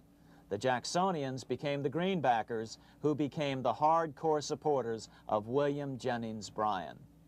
With Bryan leading the charge, these opponents of the money changers, ignorant of Baruch's tutelage, now threw themselves behind Democrat Woodrow Wilson.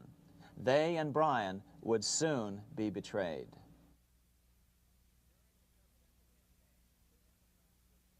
During the presidential campaign, the Democrats were careful to pretend to oppose the Aldrich bill.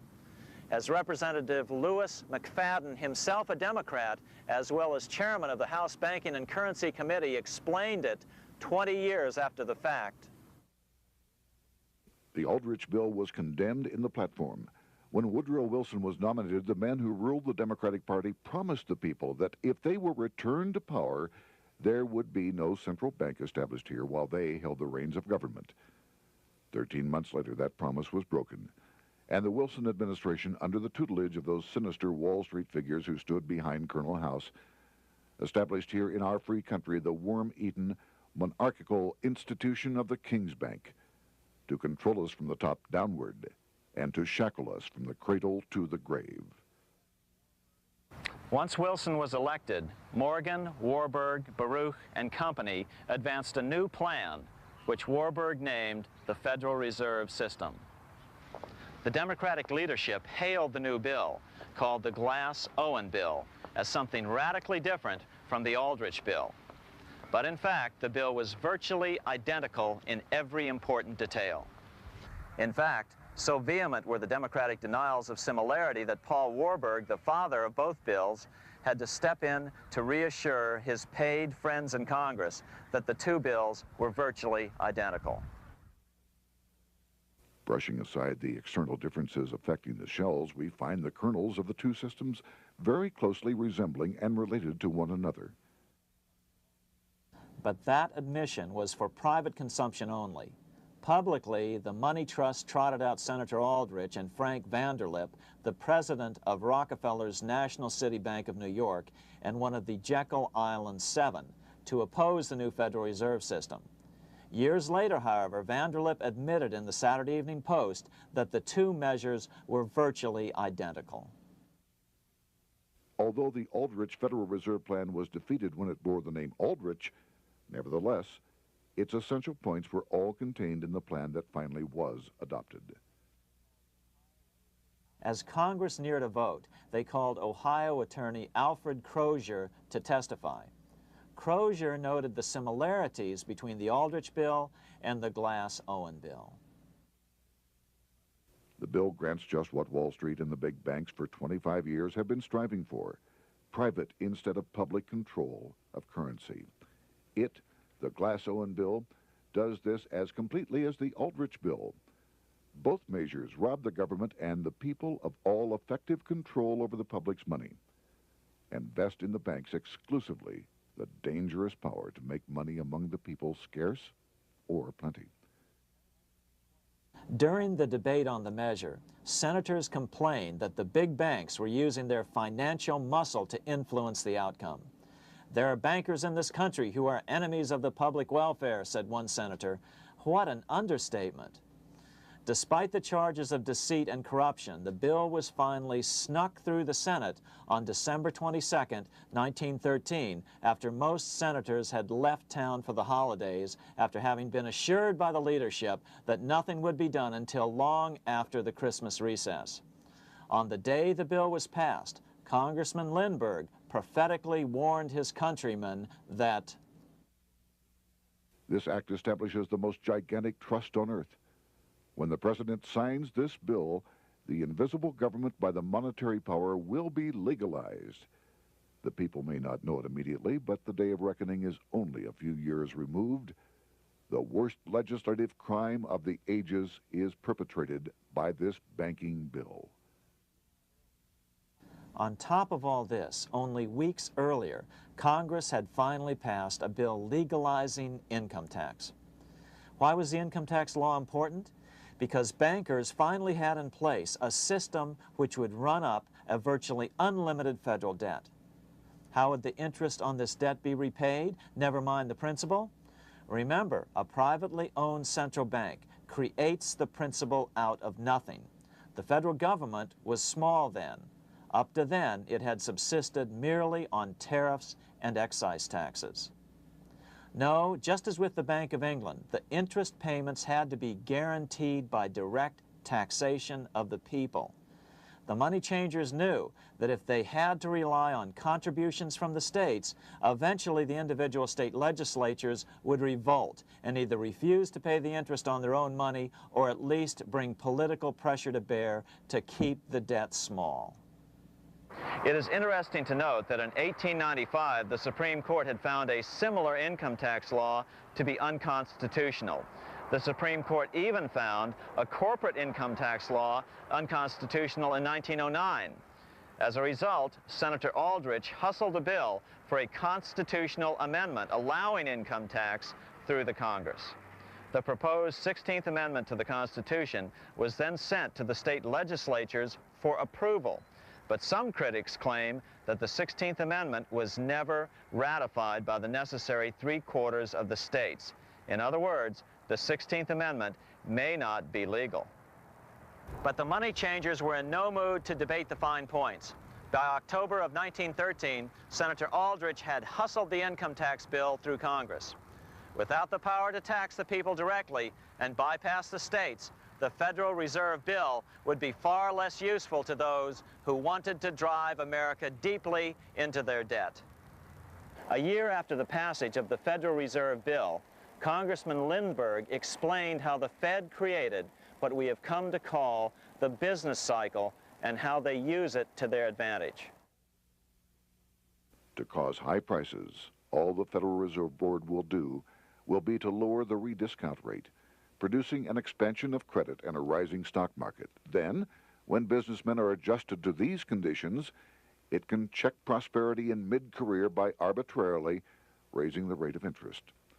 It can cause the pendulum of a rising and falling market to swing gently back and forth by slight changes in the discount rate, or cause violent fluctuations by a greater rate variation. And in either case, it will possess inside information as to financial conditions and advanced knowledge of the coming change, either up or down. This is the strangest, most dangerous advantage ever placed in the hands of a special privileged class by any government that ever existed. The system is private, conducted for the sole purpose of obtaining the greatest possible profits from the use of other people's money. They know in advance when to create panics to their advantage. They also know when to stop panic. Inflation and deflation work equally well for them when they control finance. Congressman Lindbergh was correct on all points. What he didn't realize was that most European nations had already fallen prey to the central bankers decades or centuries earlier. But he also mentions the interesting fact that only 1 year later, the Fed had cornered the market in gold. This is how he put it, quote, "Already, the Federal Reserve banks have cornered the gold and gold certificates," close quote. But Congressman Lindbergh was not the only critic of the Fed. Congressman Lewis McFadden, the chairman of the House Banking and Currency Committee from 1920 to 1931, remarked that the Federal Reserve Act brought about a superstate controlled by international bankers and international industrialists acting together to enslave the world for their own pleasure. Notice how McFadden saw the international character of the stockholders of the Federal Reserve. Another chairman of the House Banking and Currency Committee in the 1960s, Wright Patman from Texas, put it this way. In the United States today, we have in effect two governments. We have the duly constituted government, then we have an independent, uncontrolled, and uncoordinated government in the Federal Reserve System, operating the money powers which are reserved to Congress by the Constitution. Even the inventor of the electric light, Thomas Edison, joined the fray in criticizing the system of the Federal Reserve. If our nation can issue a dollar bond, it can issue a dollar bill.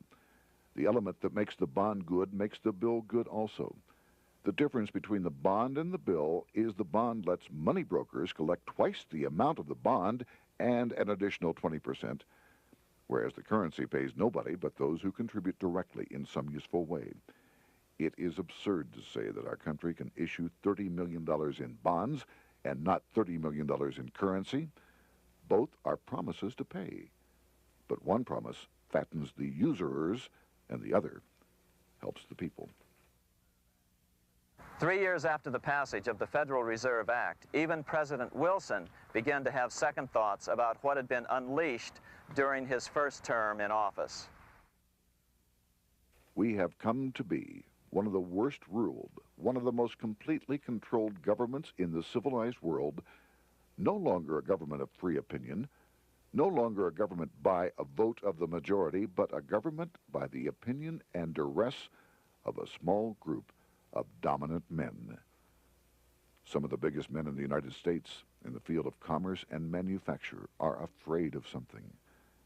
They know that there is a power somewhere so organized, so subtle, so watchful, so interlocked, so complete, so pervasive, that they had better not speak above their breath when they speak in condemnation of it. Before his death in 1924, President Wilson realized the full extent of the damage he had done to America when he confessed, "I have unwittingly ruined my government." So finally, the money changers, those who profit by manipulating the amount of money in circulation, had their privately owned central bank installed again in America. The major newspapers, which they also owned, hailed passage of the Federal Reserve Act of 1913, telling the public that now depressions could be scientifically prevented. The fact of the matter was that now depressions could be scientifically created.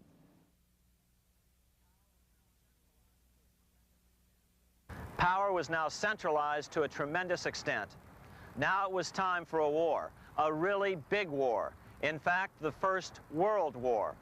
Of course, to the central bankers, the political issues of war don't matter nearly as much as the profit potential, and nothing creates debts like warfare. England was the best example at that time. During the 119-year period between the founding of the Bank of England and Napoleon's defeat at Waterloo, England had been at war for 56 years, and much of the remaining time she'd been preparing for war. In World War I, the German Rothschilds loaned money to the Germans, the British Rothschilds loaned money to the British, and the French Rothschilds loaned money to the French. In America, J.P. Morgan was the sales agent for war materials to both the British and the French. In fact, 6 months into the war, Morgan became the largest consumer on earth, spending $10 million a day. His offices here at 23 Wall Street were mobbed by brokers and salesmen trying to cut a deal. In fact, it got so bad that the bank had to post guards at every door and at the partners' homes as well. Many other New York bankers made out as well from the war. President Wilson appointed Bernard Baruch to head the War Industries Board. According to historian James Perloff, both Baruch and the Rockefellers profited by some $200 million during the war. But profits were not the only motive. There was also revenge. The money changers never forgave the czars for their support of Lincoln during the Civil War. Also, Russia was the last major European nation to refuse to give in to the privately owned central bank scheme. 3 years after World War I broke out, the Russian Revolution toppled the Tsar and installed the scourge of communism. Jacob Schiff of Kuhn Loeb and Company bragged from his deathbed that he had spent $20 million towards the defeat of the Tsar. Money was funneled from England to support the revolution as well. Why would some of the richest men in the world financially back communism, the system that was openly vowing to destroy the so-called capitalism that made them wealthy? Researcher Gary Allen explained it this way. If one understands that socialism is not a share the wealth program, but is, in reality, a method to consolidate and control the wealth, then the seeming paradox of super-rich men promoting socialism becomes no paradox at all. Instead, it becomes logical, even the perfect tool of power-seeking megalomaniacs. Communism, or more accurately, socialism, is not a movement of the downtrodden masses, but of the economic elite. As W. Cleon Skousen put it, In his 1970 book, The Naked Capitalist, Power from any source tends to create an appetite for additional power. It was almost inevitable that the super-rich would one day aspire to control not only their own wealth, but the wealth of the whole world. To achieve this, they were perfectly willing to feed the ambitions of the power-hungry political conspirators who were committed to the overthrow of all existing governments and the establishments of a central worldwide dictatorship. but what if these revolutionaries get out of control and try to seize power from the super-rich? After all, it was Mao Zedong who in 1938 stated his position concerning power. Political power grows out of the barrel of a gun. The Wall Street, London axis elected to take the risk. The master planners attempted to control revolutionary communist groups by feeding them vast quantities of money when they obeyed and contracting their money supply or even financing their opposition if they got out of control.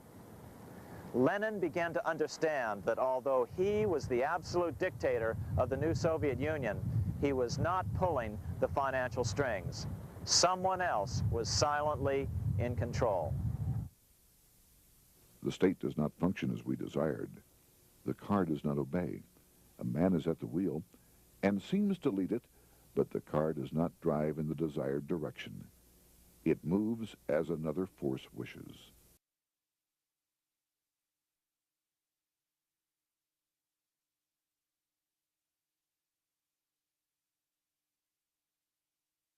Who is behind it? Representative Louis T. McFadden, the chairman of the House Banking and Currency Committee throughout the 1920s and into the Great Depression years of the 1930s, explained it this way. The course of Russian history has indeed been greatly affected by the operations of international bankers. The Soviet government has been given United States Treasury funds by the Federal Reserve Board, acting through the Chase Bank.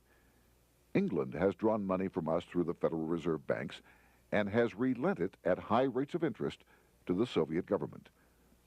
The Dnipro Dam was built with funds unlawfully taken from the United States Treasury by the corrupt and dishonest Federal Reserve Board and the Federal Reserve banks. In other words, the Fed and the Bank of England, at the behest of the international bankers who controlled them, were creating a monster, one which would fuel 7 decades of unprecedented communist revolution, warfare, and most importantly, debt. In case you think there's some chance that the money changers got communism going and then lost control, in 1992, the Washington Times reported that Russian President Boris Yeltsin was upset that most of the incoming foreign aid was being siphoned off, quote, straight back into the coffers of Western banks in debt service, close quote. No one in his right mind would claim that a war as large as World War I had a single cause. Wars are complex things with many causative factors. But on the other hand, it would also be equally foolish to ignore as a prime cause of World War I those who would profit the most from the war. The role of the money changers is no wild conspiracy theory. They had a motive, a short-ranged, self-serving motive, as well as a long-range political motive of advancing totalitarian governments, with the money changers maintaining the financial clout to control whatever politician might emerge as the leader. Next, we'll see what the money changers' ultimate political goal is for the world.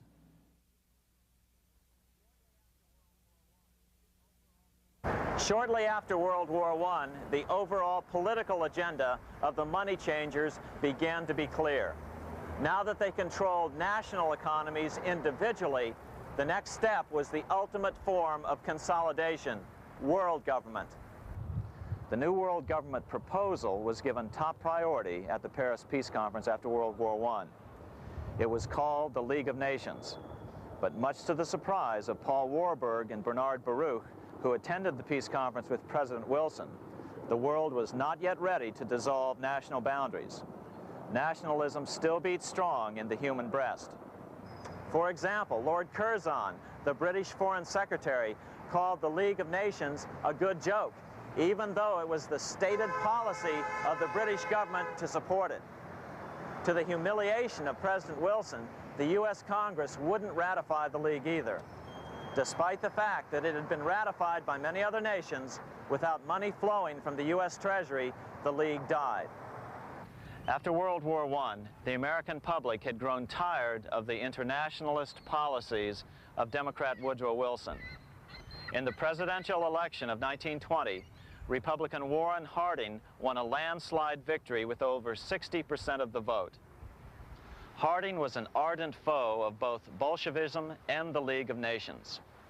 His election, which opened a 12-year run of Republican presidents in the White House, led to an unprecedented era of prosperity known as the Roaring Twenties. Despite the fact that the war had brought America a debt 10 times larger than its Civil War debt, still the American economy surged. Gold had poured into the country during the war, and it continued to do so afterwards. In the early 1920s, the governor of this bank, the Federal Reserve Bank of New York, a man named Benjamin Strong, met frequently with the secretive and eccentric governor of the Bank of England, Montague Norman. Norman was determined to replace the gold England had lost to the U.S. during World War I and return the Bank of England to its former position of dominance in world finance. On top of that, rich with gold, the American economy might get out of control again, just like it had done after the Civil War. During the next 8 years, under the presidencies of Harding and Coolidge, the huge federal debt built up during World War I was cut by 38%, down to $16 billion, the greatest percentage drop in U.S. history. During the election of 1920, Warren Harding and Calvin Coolidge ran against James Cox, the governor of Ohio, and the little-known Franklin D. Roosevelt, who had previously risen to no higher post than President Wilson's Assistant Secretary of the Navy. After his inauguration, Harding moved quickly to formally kill the League of Nations. Then he quickly moved to reduce domestic taxes while raising tariffs to record heights. Now, this was a revenue policy of which most of the founding fathers would certainly have approved. His second year in office, Harding took ill on a train trip in the West and suddenly died. Although no autopsy was performed, the cause was said to be either pneumonia or food poisoning. When Coolidge took over, he continued Harding's domestic economic policy of high tariffs on imports while cutting income taxes. As a result, the economy grew at such a rate that net revenue still increased. Now that had to be stopped. So just as they'd done so frequently before, the money changers decided it was time to crash the American economy. The Federal Reserve began flooding the country with money. They increased the money supply by 62% during these years. Money was plentiful. This is why it was known as the Roaring Twenties. Before his death in 1919, former President Teddy Roosevelt warned the American people what was going on. As reported in the March 27, 1922 edition of the New York Times, Roosevelt said, "These international bankers and Rockefeller Standard Oil interests control the majority of newspapers and the columns of these papers to club into submission or drive out of public office officials who refuse to do the bidding of the powerful, corrupt cliques which compose the invisible government." Just one day before, in the New York Times, the mayor of New York, John Hylan, quoted Roosevelt and blasted those he saw as taking control of America, its political machinery, and its press. The warning of Theodore Roosevelt has much timeliness today, for the real menace of our republic is this invisible government which, like a giant octopus, sprawls its slimy length over city, state, and nation. It seizes in its long and powerful tentacles our executive officers, our legislative bodies, our schools, our courts, our newspapers, and every agency created for the public protection. To depart from mere generalizations, let me say that at the head of this octopus are the Rockefeller Standard Oil interest and a small group of powerful banking houses generally referred to as the international bankers. The little coterie of powerful international bankers virtually run the United States government for their own selfish purposes. They practically control both parties, write political platforms, make cat's paws of party leaders, use the leading men of private organizations, and resort to every device to place in nomination for high public office only such candidates as will be amenable to the dictates of corrupt big business. These international bankers and Rockefeller Standard Oil interests control the majority of newspapers and magazines in this country. Why didn't people listen to such strong warnings and demand that Congress reverse its 1913 passage of the Federal Reserve Act? Because remember, it was the 1920s. A steady increase in bank loans contributed to a rising market. In other words, just as it is today, in times of prosperity, no one wants to worry about economic issues. But there was a dark side to all this prosperity. Businesses expanded and became strung out on credit. Speculation in the booming stock market became rampant. Although everything looked rosy, it was a castle made of sand. When all was in readiness, in April of 1929, Paul Warburg, the father of the Federal Reserve, sent out a secret advisory warning his friends that a collapse and nationwide depression was certain. In August of 1929, the Fed began to tighten money. It is not a coincidence that the biographies of all the Wall Street giants of that era, John D. Rockefeller, J.P. Morgan, Bernard Baruch, etc., all marvel that they got out of the stock market just before the crash and put all their assets in cash or gold. On October 24th, 1929, the big New York bankers called in their 24-hour broker call loans. This meant that both stockbrokers and customers had to dump their stocks on the market to cover their loans, no matter what price they had to sell them for. As a result, the market tumbled, and that day was known as Black Thursday. According to John Kenneth Galbraith, writing in The Great Crash, 1929, at the height of the selling frenzy, Bernard Baruch brought Winston Churchill into the visitors' gallery of the New York Stock Exchange here to witness the panic and impress him with his power over the wild events down on the floor. Congressman Louis McFadden, chairman of the House Committee on Banking and Currency from 1920 to 1931, knew who to blame. He accused the Fed and the international bankers of orchestrating the crash. It was not accidental. It was a carefully contrived occurrence. The international bankers sought to bring about a condition of despair here so that they might emerge as rulers of us all. But McFadden went even farther. He openly accused them of causing the crash in order to steal America's gold. In February 1931, in the midst of the Depression, he put it this way. I think it can hardly be disputed that the statesmen and financiers of Europe are ready to take almost any means to reacquire rapidly the gold stock which Europe lost to America as the result of World War I. Curtis Dahl, a broker for Lehman Brothers, was on the floor of the New York Stock Exchange the day of the crash.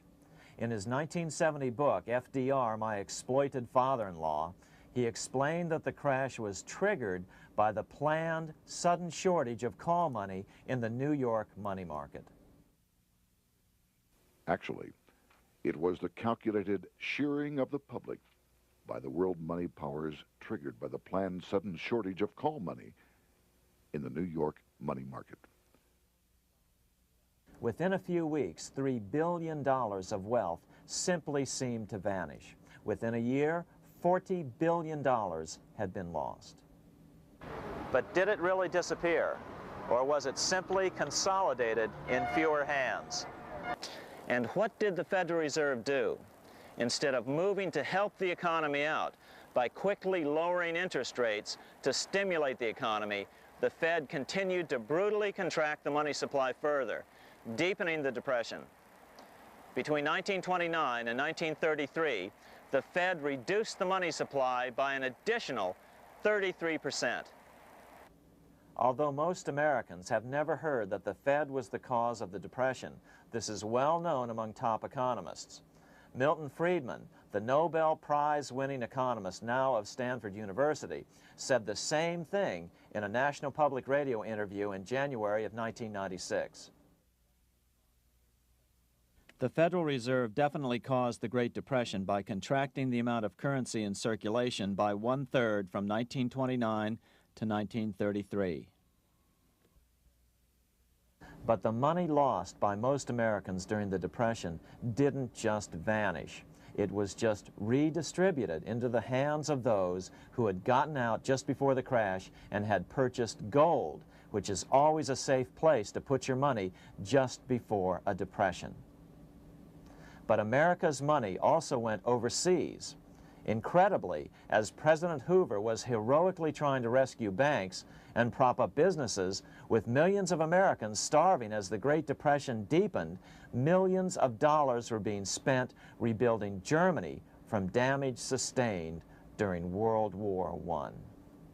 8 years before Hitler would invade Poland, Representative Louis McFadden, chairman of the House Banking and Currency Committee, warned Congress that Americans were paying for Hitler's rise to power. After World War I, Germany fell into the hands of the German international bankers. Those bankers bought her, and they now own her lock, stock, and barrel. They have purchased her industries, they have mortgages on her soil, they control her production, they control all her public utilities. The international German bankers have subsidized the present government of Germany, and they have also supplied every dollar of the money Adolf Hitler has used in his lavish campaign to build up a threat to the government of Brüning. When Brüning fails to obey the orders of the German international bankers, Hitler is brought forth to scare the Germans into submission.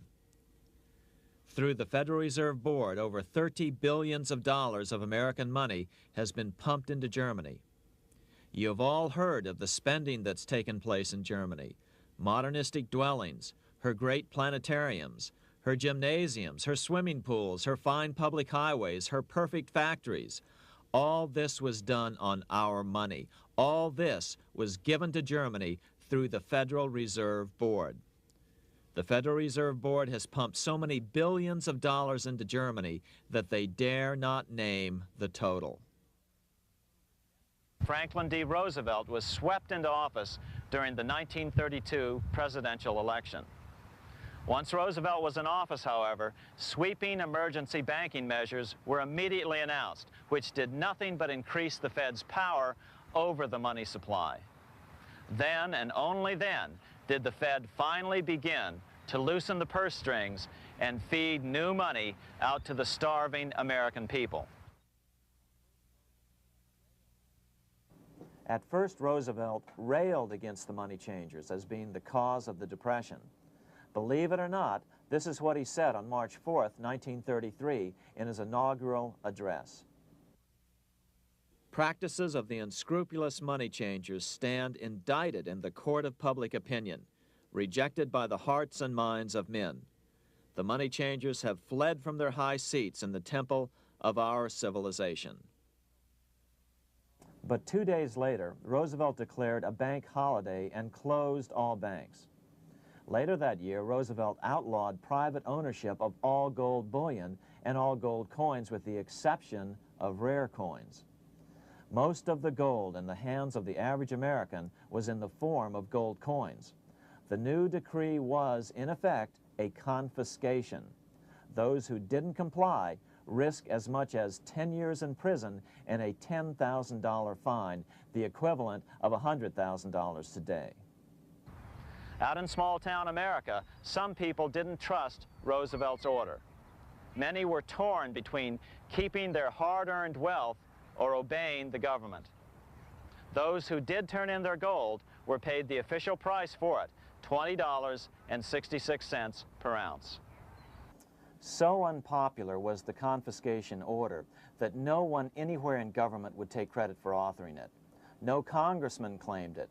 At the signing ceremony, President Roosevelt made it clear to all present that he was not the author of it and publicly stated that he had not ever read it.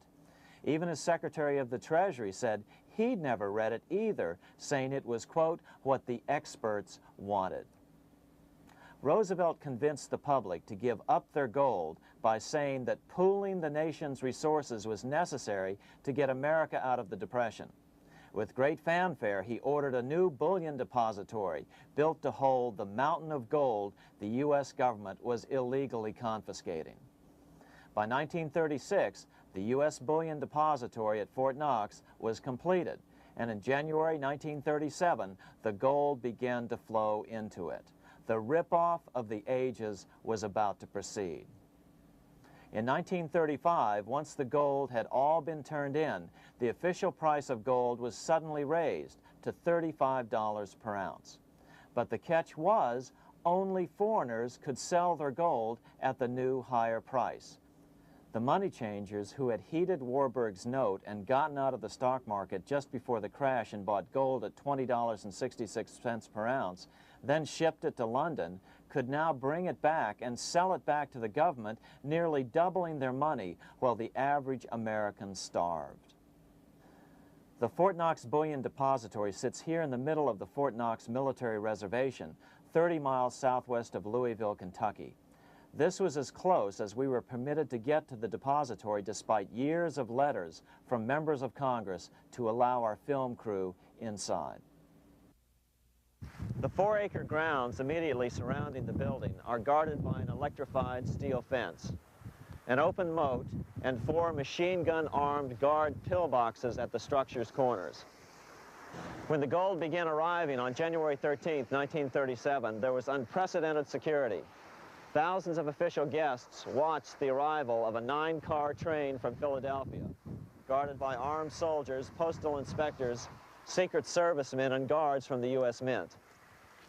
It was all great theater. America's gold supply from across the land had been pooled, supposedly for the public benefit, and then safely tucked into Fort Knox. But all that security would soon be breached by the government itself. Now the stage was set for a really big war, one which would pile up debt far beyond that of World War I.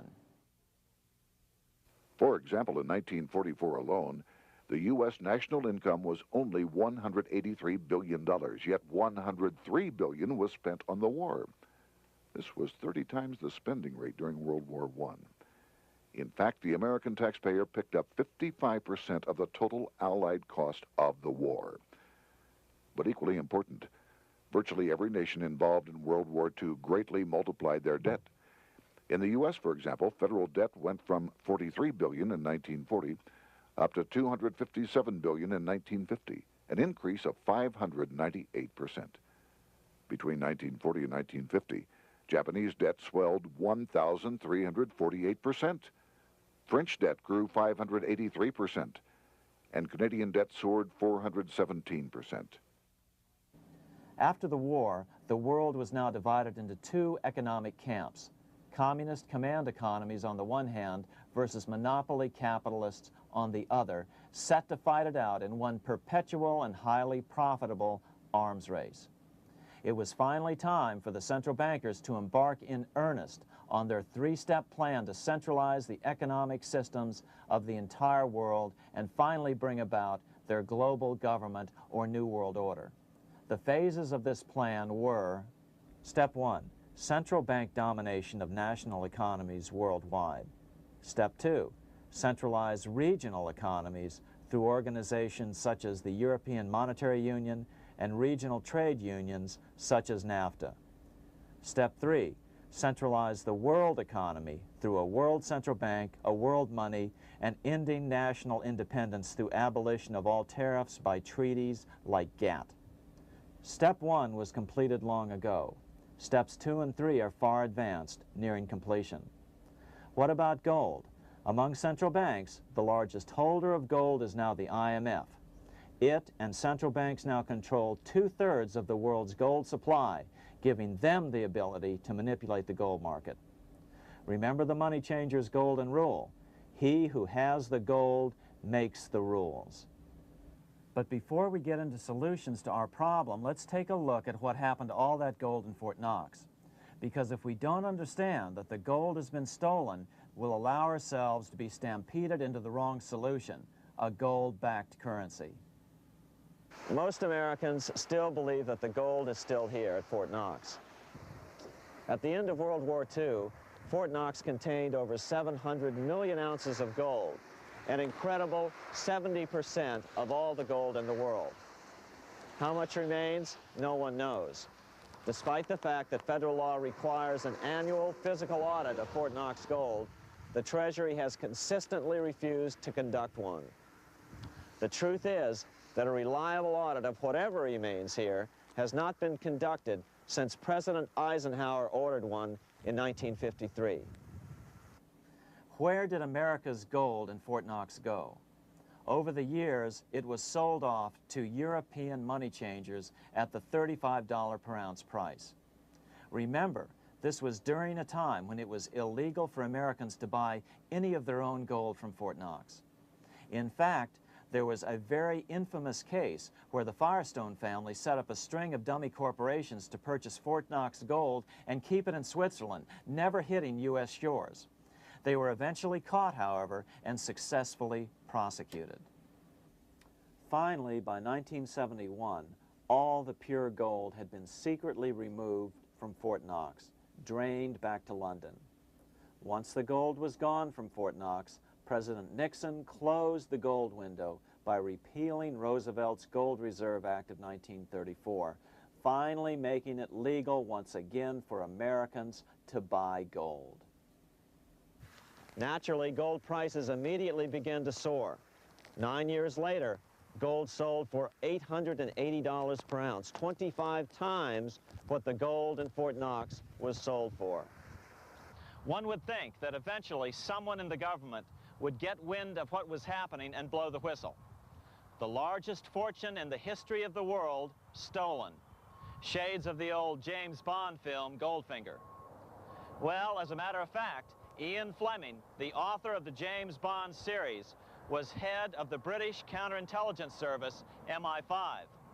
Some believe in the intelligence community that he wrote much of his fiction as a warning, as many authors of fiction do. If the removal of all the good delivery gold from Fort Knox can be viewed as a deliberate raid on the U.S. Treasury, then such an operation might well have been years in the making, namely 40 years. Certainly enough time for Fleming to get wind of it and try to prevent it. So just how did the story of the Fort Knox gold robbery get out? It all started with an article in a New York periodical in 1974. The article charged that the Rockefeller family was manipulating the Federal Reserve to sell off Fort Knox gold at bargain basement prices to anonymous European speculators. 3 days later, the anonymous source of the story, Louise Auchincloss Boyer, mysteriously fell to her death from the window of her 10th floor apartment in New York. How would Mrs. Boyer have known of the Rockefeller connection to the Fort Knox gold heist? She was the longtime secretary of Nelson Rockefeller. For the next 14 years, this man, Ed Durrell, a wealthy Ohio industrialist, devoted himself to a quest for the truth concerning the Fort Knox gold. He wrote thousands of letters to over 1,000 government and banking officials, trying to find out how much gold was really left and where the rest of it had gone. Edith Roosevelt, the granddaughter of President Teddy Roosevelt, questioned the actions of the government in a March 1975 edition of the New Hampshire Sunday News. Allegations of missing gold from our Fort Knox vaults are being widely discussed in European financial circles. But what is puzzling is that the administration is not hastening to demonstrate conclusively that there is no cause for concern over our gold treasure, if indeed it is in a position to do so. Unfortunately, Ed Durrell never did accomplish his primary goal, a full audit of the gold reserves in Fort Knox. It's incredible that the world's greatest treasure has had little accounting or auditing. This gold belonged to the American people, not the Federal Reserve and their foreign owners. One thing is certain, the government could blow all of this speculation away in a few days with a well-publicized audit under the searing lights of media cameras. It has chosen not to do so. One must conclude that they are afraid of the truth such an audit would reveal. What is the government so afraid of? Here's the answer. When President Ronald Reagan took office in 1981, his conservative friends urged him to study the feasibility of returning to a gold standard as the only way to curb government spending. It sounded like a reasonable alternative, so President Reagan appointed a group of men called the Gold Commission to study the situation and report back to Congress. What Reagan's Gold Commission reported back to Congress in 1982 was the following shocking revelation concerning gold. The U.S. Treasury owned no gold at all. All the gold that was left in Fort Knox was now owned by the Federal Reserve, a group of private bankers, as collateral against the national debt. The truth of the matter is that never before has so much money been stolen from the hands of the general public and put into the hands of a small group of private investors, the money changers.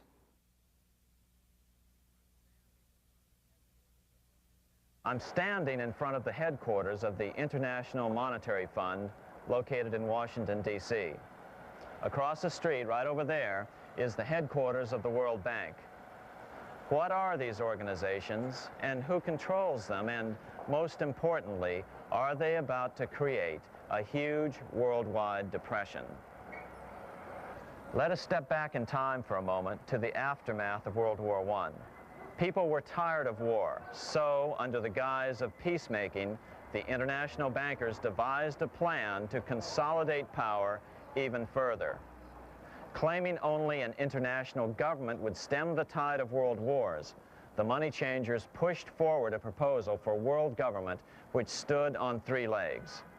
A world central bank to be called the Bank of International Settlements, a world judiciary to be called the World Court located in The Hague, the Netherlands, and a world executive and legislature to be called the League of Nations. As President Clinton's mentor, Georgetown historian Carroll Quigley wrote in his 1966 book, Tragedy and Hope,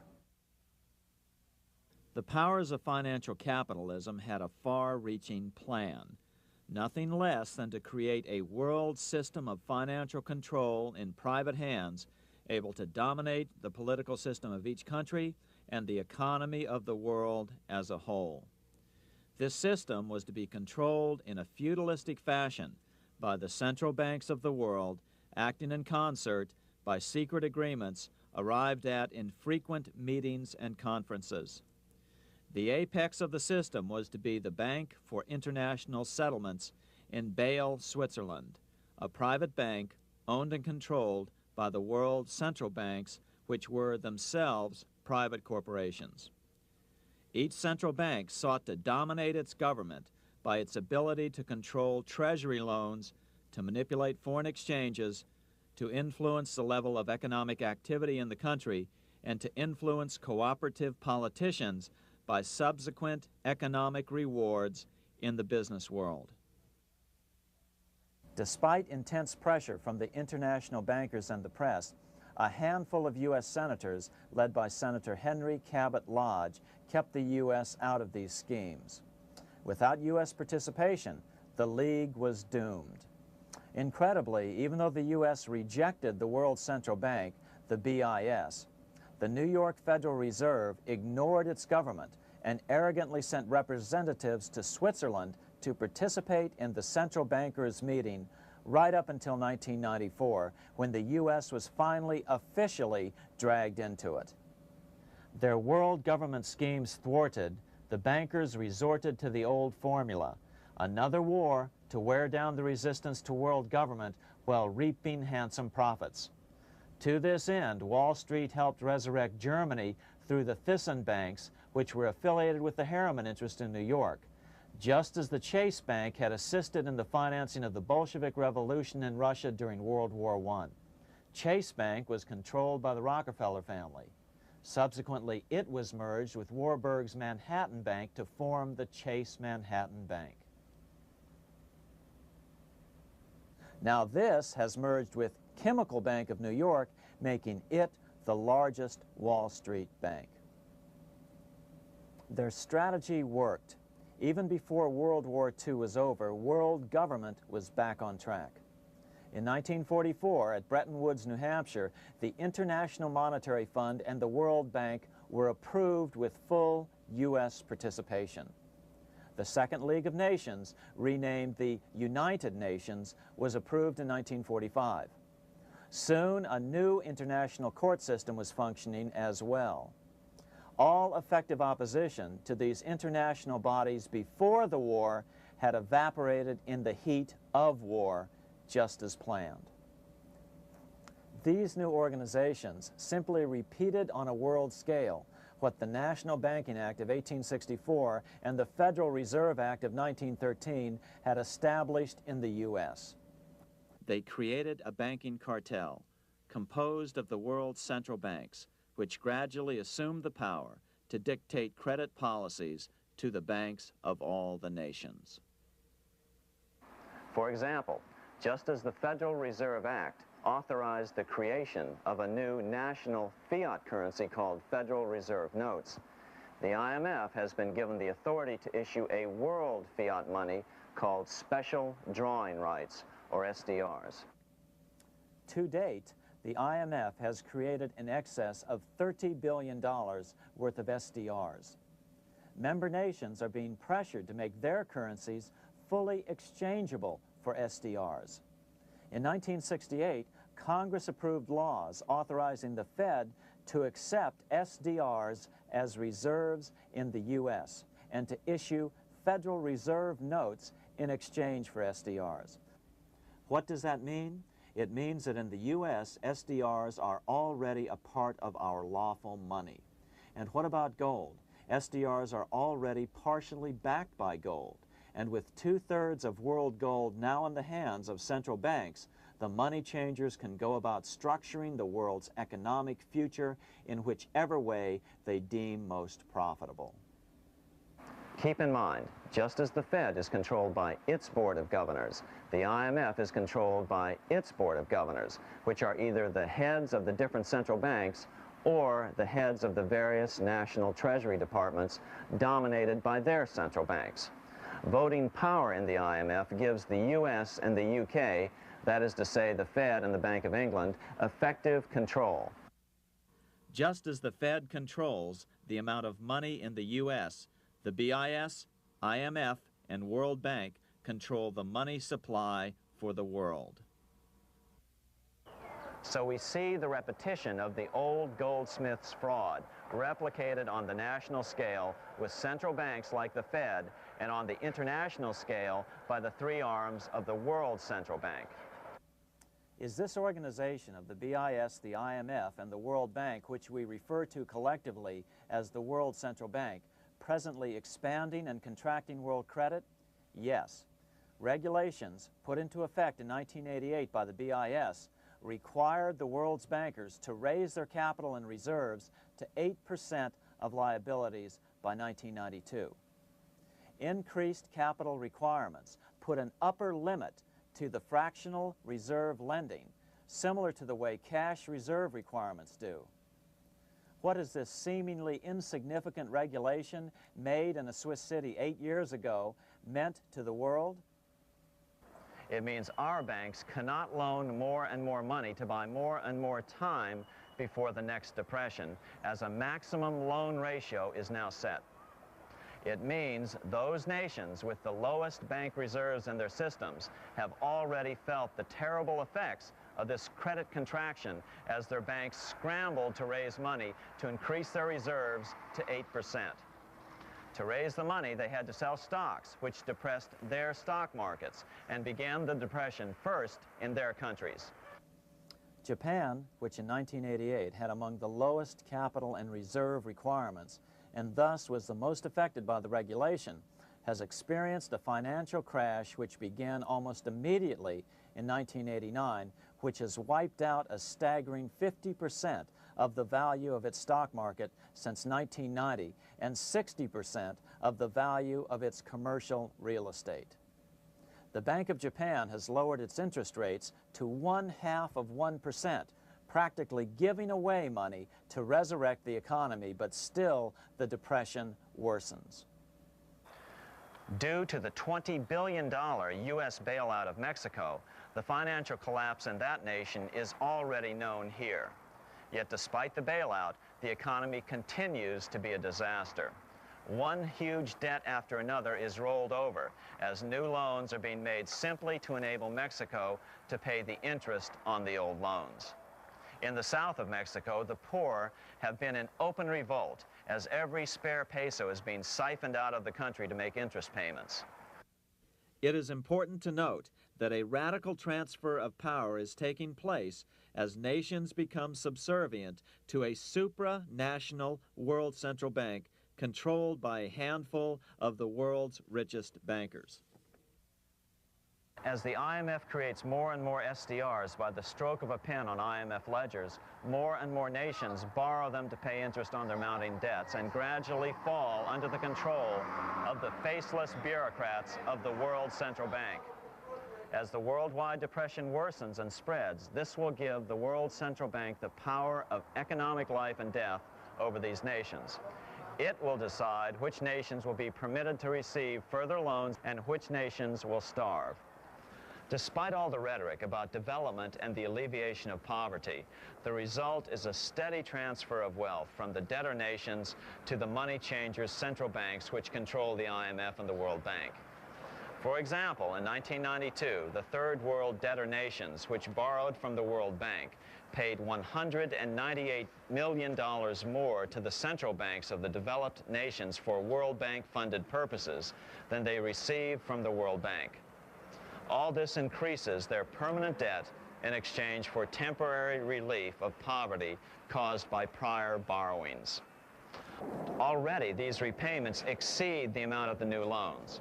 By 1992, Africa's external debt had reached $290 billion, 2.5 times greater than in 1980, resulting in skyrocketing infant mortality rates and unemployment, deterioration of schools, housing, and the general health of the people.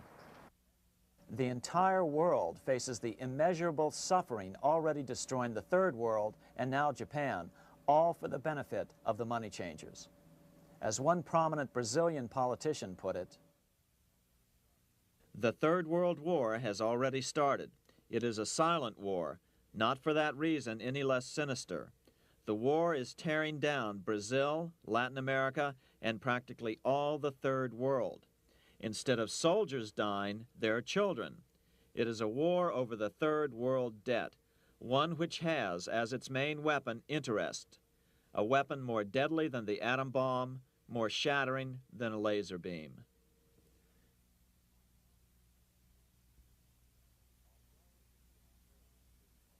Although it would be absurd to ignore the pivotal role played by influential families such as the Rothschilds, the Warburgs, the Schiffs, the Morgans, and the Rockefellers in any review of the history of central banking and fractional banking, keep in mind, by now, central banks and the large commercial banks are up to 3 centuries old and deeply entrenched in the economic life of many nations. These banks are no longer dependent on clever individuals such as a Nathan Rothschild. Years ago, the question of ownership was important, but no longer. For example, both the Bank of England and the Bank of France were nationalized after World War II, and nothing changed, nothing at all. They endure and continue to grow, now protected by numerous laws, paid politicians, and mortgaged media, untouched by the changing of generations. 3 centuries have given them an aura of respectability. The old school tie is now worn by the 6th generation son, who's been raised in a system that he may never question as he is named to serve on the governing boards of countless philanthropic organizations. To focus attention today on individuals or families, or to attempt to sort out the current holders of power, serves little useful purpose and would be a distraction from the cure.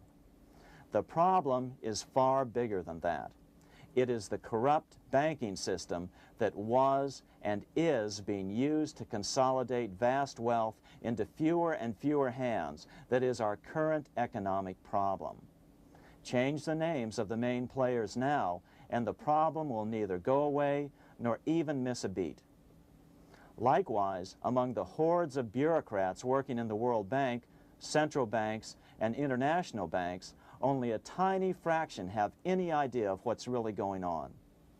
No doubt they'd be horrified to learn that their work is contributing to the terrible impoverishment and gradual enslavement of mankind to a few incredibly rich plutocrats. So really, there's no use in emphasizing the role of individuals anymore. And the problem even transcends the normal spectrum of political right and left.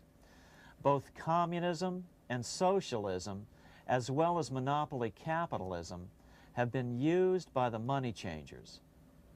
Today, they profit from either side of the new political spectrum.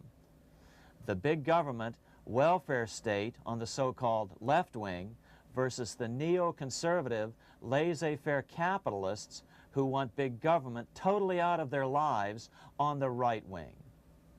Either way, the bankers win. Monetary reform is the most important political issue facing this nation. That clarified, let's proceed to the conclusions in the spirit Lincoln declared, with malice towards none, with charity towards all. At the start of this video, we ask a number of troubling questions. Let's be sure we've answered them. What's going on in America today? Why are we over our heads in debt? Why can't the politicians bring debt under control? Why are we over our heads in debt? Because we're laboring under a debt money system that is designed and controlled by private bankers. Now, some will argue that the Federal Reserve System is a quasi-governmental agency. But the President appoints only 2 of the 7 members of the Federal Reserve Board of Governors every 4 years. And he appoints them to 14-year terms, far longer than his own. The Senate does confirm those appointments, but the whole truth is that the President wouldn't dare appoint anyone to that board of whom Wall Street does not approve. Of course, this does not preclude the possibility that some honorable men may be appointed to the Board of Governors. But the fact is that the Fed is specifically designed to operate independently of our government, as are nearly all other central banks. Some argue that the Fed promotes monetary stability. We saw the current head of the Bank of England, Eddie George, claim that this was the most important role of a central bank. In fact, the Fed's record of stabilizing the economy shows it to be a miserable failure in this regard. Within the first 25 years of its existence, the Fed caused 3 major economic downturns, including the Great Depression, and for the last 30 years has shepherded the American economy into a period of unprecedented inflation. Again, this is not some wild conspiracy theory. It's a well-known fact among top economists. As Nobel Prize-winning economist Milton Friedman put it, the stock of money, prices, and output was decidedly more unstable after the establishment of the Federal Reserve System than before. The most dramatic period of instability in output was, of course, the period between the 2 wars, which includes the severe monetary contractions of 1920-21, 1929-33, and 1937-38. No other 20-year period in American history contains as many as 3 such severe contractions. This evidence persuades me that at least a third of the price rise during and just after World War I is attributable to the establishment of the Federal Reserve System, and that the severity of each of the major contractions, 1920-21, 1929-33, and 1937-38, is directly attributable to acts of commission and omission by the reserve authorities. Any system which gives so much power and so much discretion to a few men so that mistakes, excusable or not, can have such far-reaching effects is a bad system. It is a bad system to believers in freedom just because it gives a few men such power without any effective check by the body politic. This is the key political argument against an independent central bank. To paraphrase Clemenceau, money is much too serious a matter to be left to the central bankers. We must learn from our history before it is too late. Why can't politicians control the federal debt? Because all our money is created out of debt. Again, it's a debt money system. Our money is created initially by the purchase of U.S. bonds. The public buys bonds like savings bonds, the banks buy bonds, foreigners buy bonds, and when the Fed wants to create more money in the system, it buys bonds, but pays for them with a simple bookkeeping entry which it creates out of nothing. Then this new money created by the Fed is multiplied by a factor of 10 by the banks thanks to the fractional reserve principle. So although the banks don't create currency, they do create checkbook money or deposits by making new loans.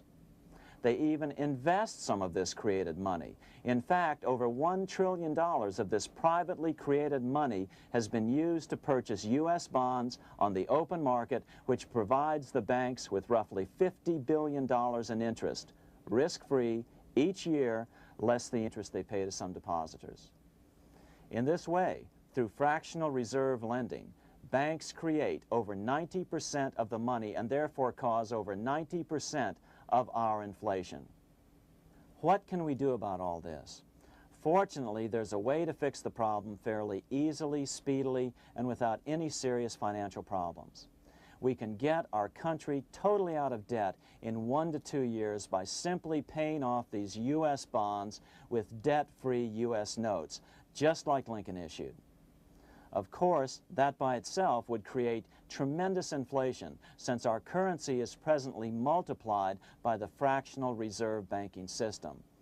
But here's the ingenious solution, advanced in part by Milton Friedman, to keep the money supply stable and avoid inflation and deflation while the debt is retired. As the Treasury buys up its bonds on the open market with U.S. notes, the reserve requirements of your hometown local bank will be proportionally raised, so the amount of money in circulation remains constant. As those holding bonds are paid off in U.S. notes, they will deposit this money, thus making available the currency then needed by the banks to increase their reserves. Once all the U.S. bonds are replaced with U.S. notes, banks will be at 100% reserve banking instead of the fractional reserve system currently in use.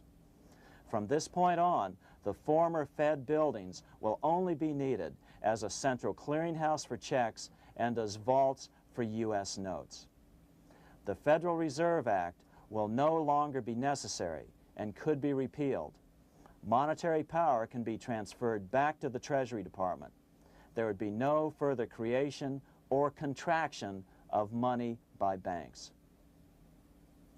By doing it this way, our national debt can be paid off in a single year or so, and the Fed and fractional reserve banking abolished without national bankruptcy, financial collapse, inflation or deflation, or any significant change in the way the average American goes about his business.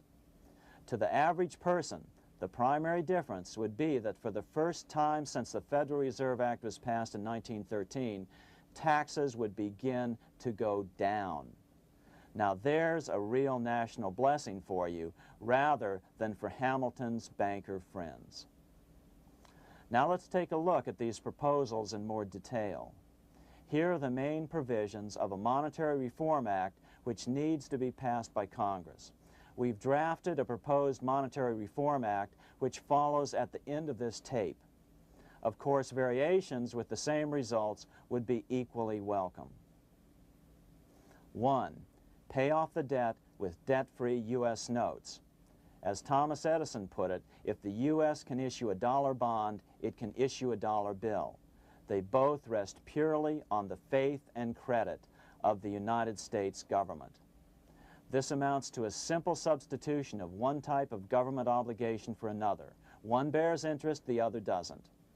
Federal Reserve notes could be used for this as well, but could not be printed after the Fed's abolished as we propose, so we suggest using U.S. notes instead. 2. Abolish fractional reserve banking. As the debt is paid off, the reserve requirements of all banks and financial institutions would be raised proportionally at the same time to absorb the new U.S. notes, which would be deposited and become the bank's increased reserves. Towards the end of the first year of the transition period, the remaining liabilities of financial institutions would be assumed or acquired by the U.S. government in a one-time operation. In other words, they too would eventually be paid off with debt-free U.S. notes in order to keep the total money supply stable. At the end of the first year or so, all of the national debt would be paid, and we could start enjoying the benefits of full reserve banking. The Fed would be obsolete, an anachronism. 3. Repeal the Federal Reserve Act of 1913 and the National Banking Act of 1864. These acts delegate the money power to a private banking monopoly. They must be repealed and the money power handed back to the Department of Treasury where they were initially under President Abraham Lincoln. No banker or person in any way affiliated with financial institutions should be allowed to regulate banking. After the first two reforms, these acts would serve no useful purpose anyway, since they relate to a fractional reserve banking system. 4. Withdraw the U.S. from the IMF, the BIS, and the World Bank. These institutions, like the Federal Reserve, are designed to further centralize the power of the international bankers over the world's economy, and the U.S. must withdraw from them. Their harmless functions, such as currency exchange, can be accomplished either nationally or in new organizations limited to those functions. Such a monetary reform act would guarantee that the amount of money in circulation would stay very stable, causing neither inflation nor deflation. Remember, for the last 3 decades, the Fed has doubled the American money supply every 10 years. That fact and fractional reserve banking are the real causes of inflation and the reduction in our buying power, a hidden tax. These and other taxes are the real reasons both parents now have to work just to get by. The money supply should increase slowly to keep prices stable, roughly in proportion to population growth, about 3% per year, not at the whim of a group of bankers meeting in secret.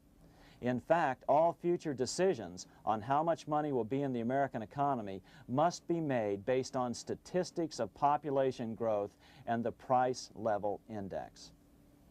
The new monetary regulators and the Treasury Department, perhaps called the Monetary Committee, would have absolutely no discretion in this matter except in time of declared war. This would ensure a steady, stable money growth of roughly 3% per year, resulting in stable prices and no sharp changes in the money supply. To make certain the process is completely open and honest, all deliberations would be public, not secret, as meetings of the Fed's Board of Governors are today. How do we know this will work? Because these steps remove the 2 major causes of economic instability, the Fed and fractional reserve banking, and the newest one as well, the BIS, Bank of International Settlements. But most importantly, the danger of a severe depression would be eliminated.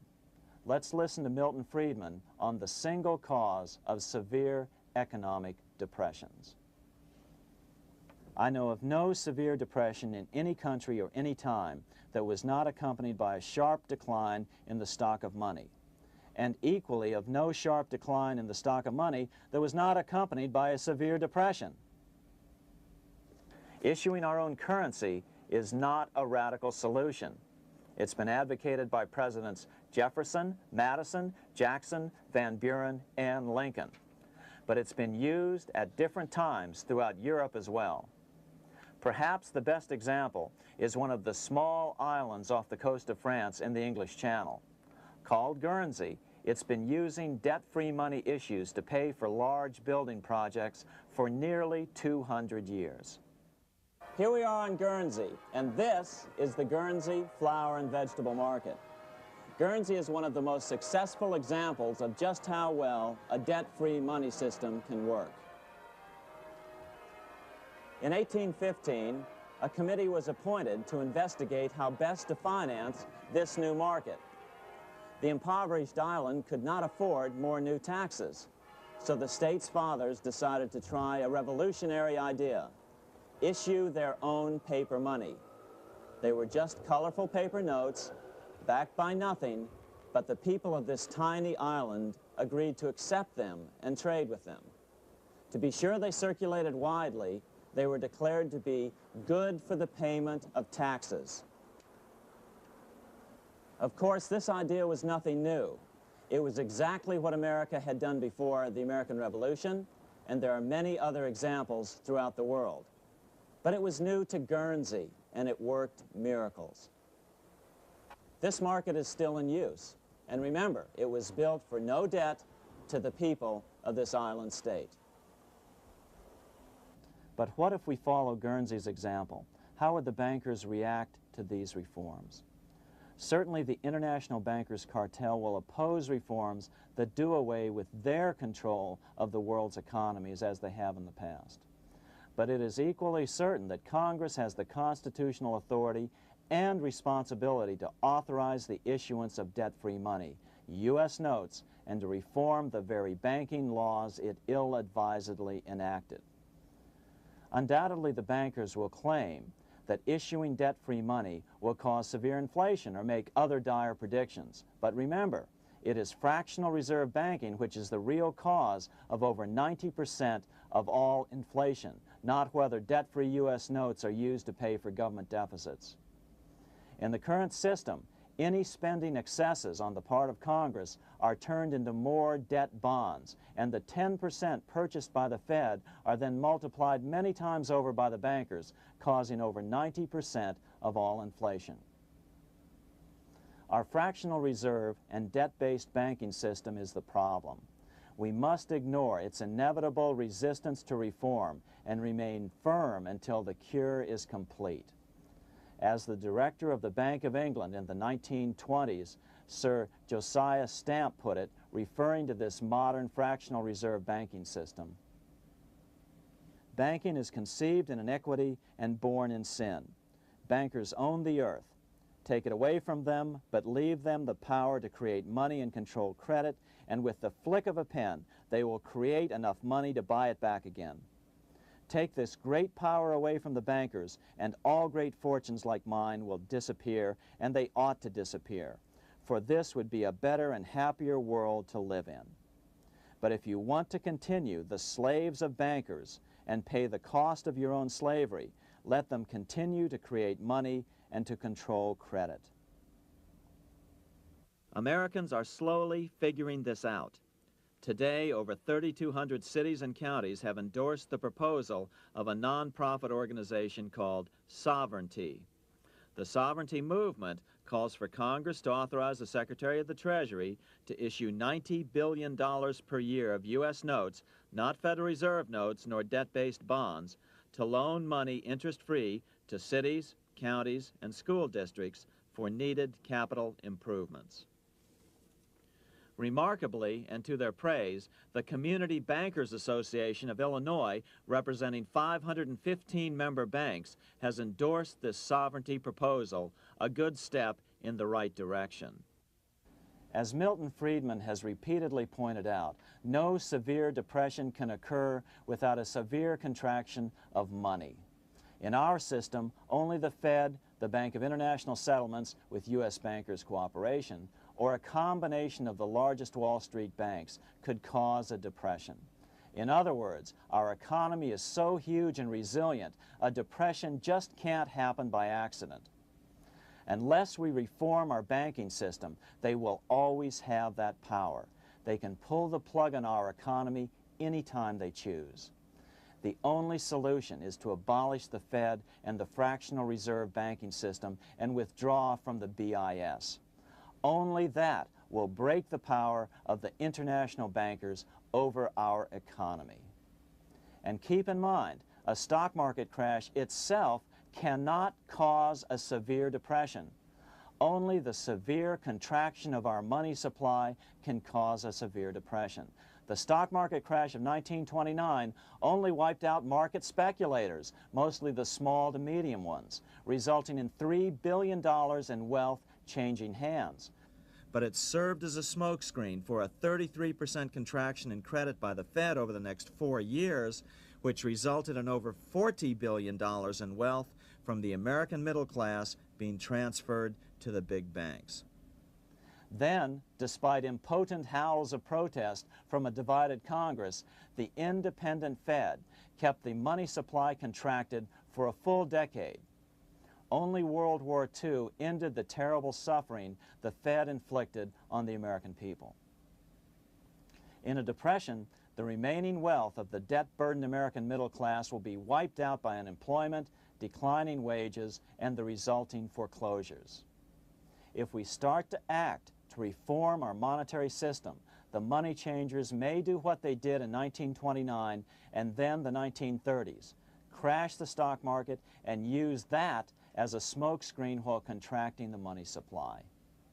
But if we're determined to fight to regain control over our money, we can come out of it fairly quickly, perhaps in only a very few months, as U.S. notes begin to circulate and replace the money withdrawn by the bankers.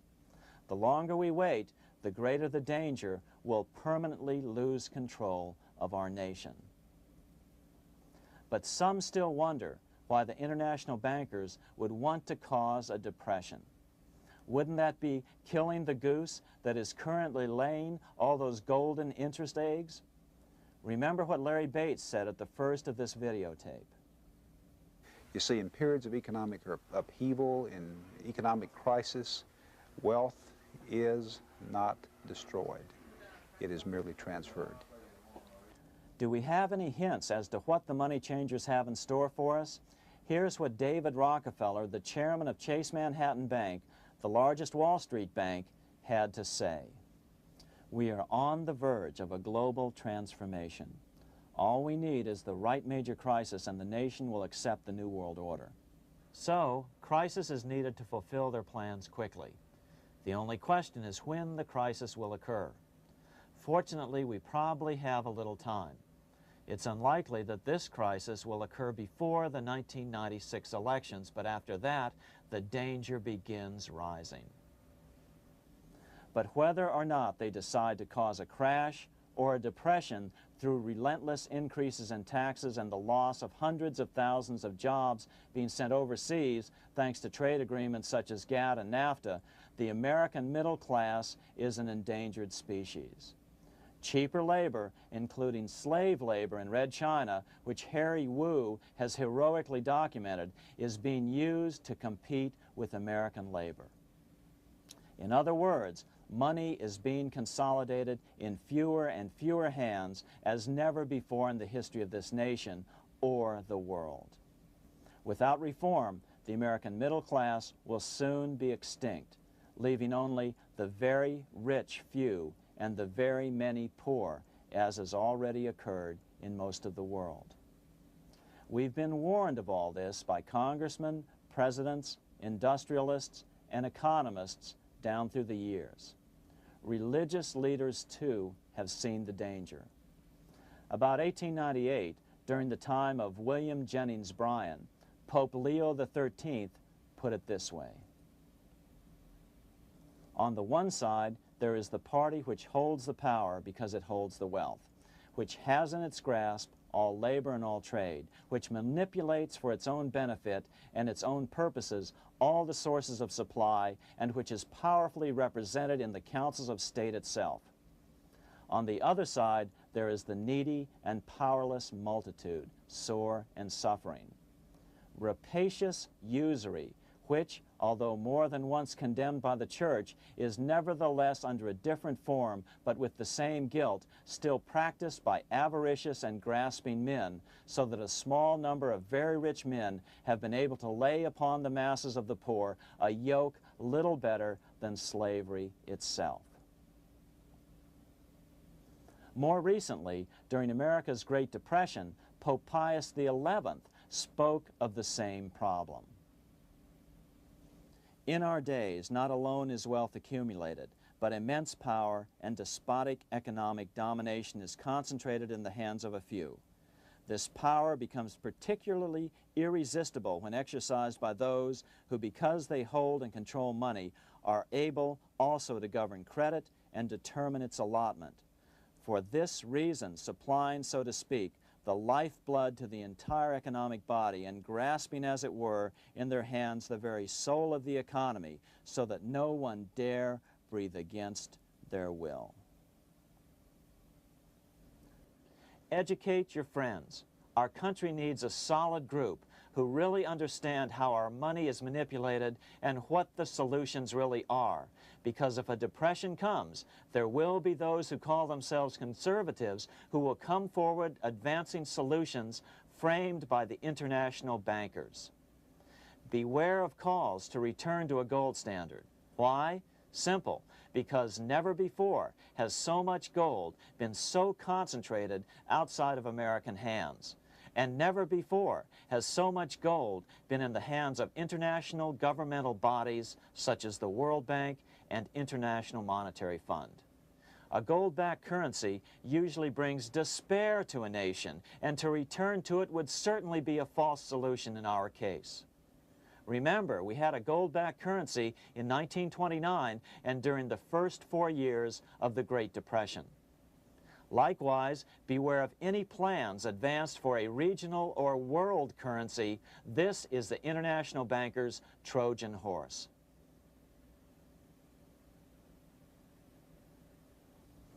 Educate your member of Congress.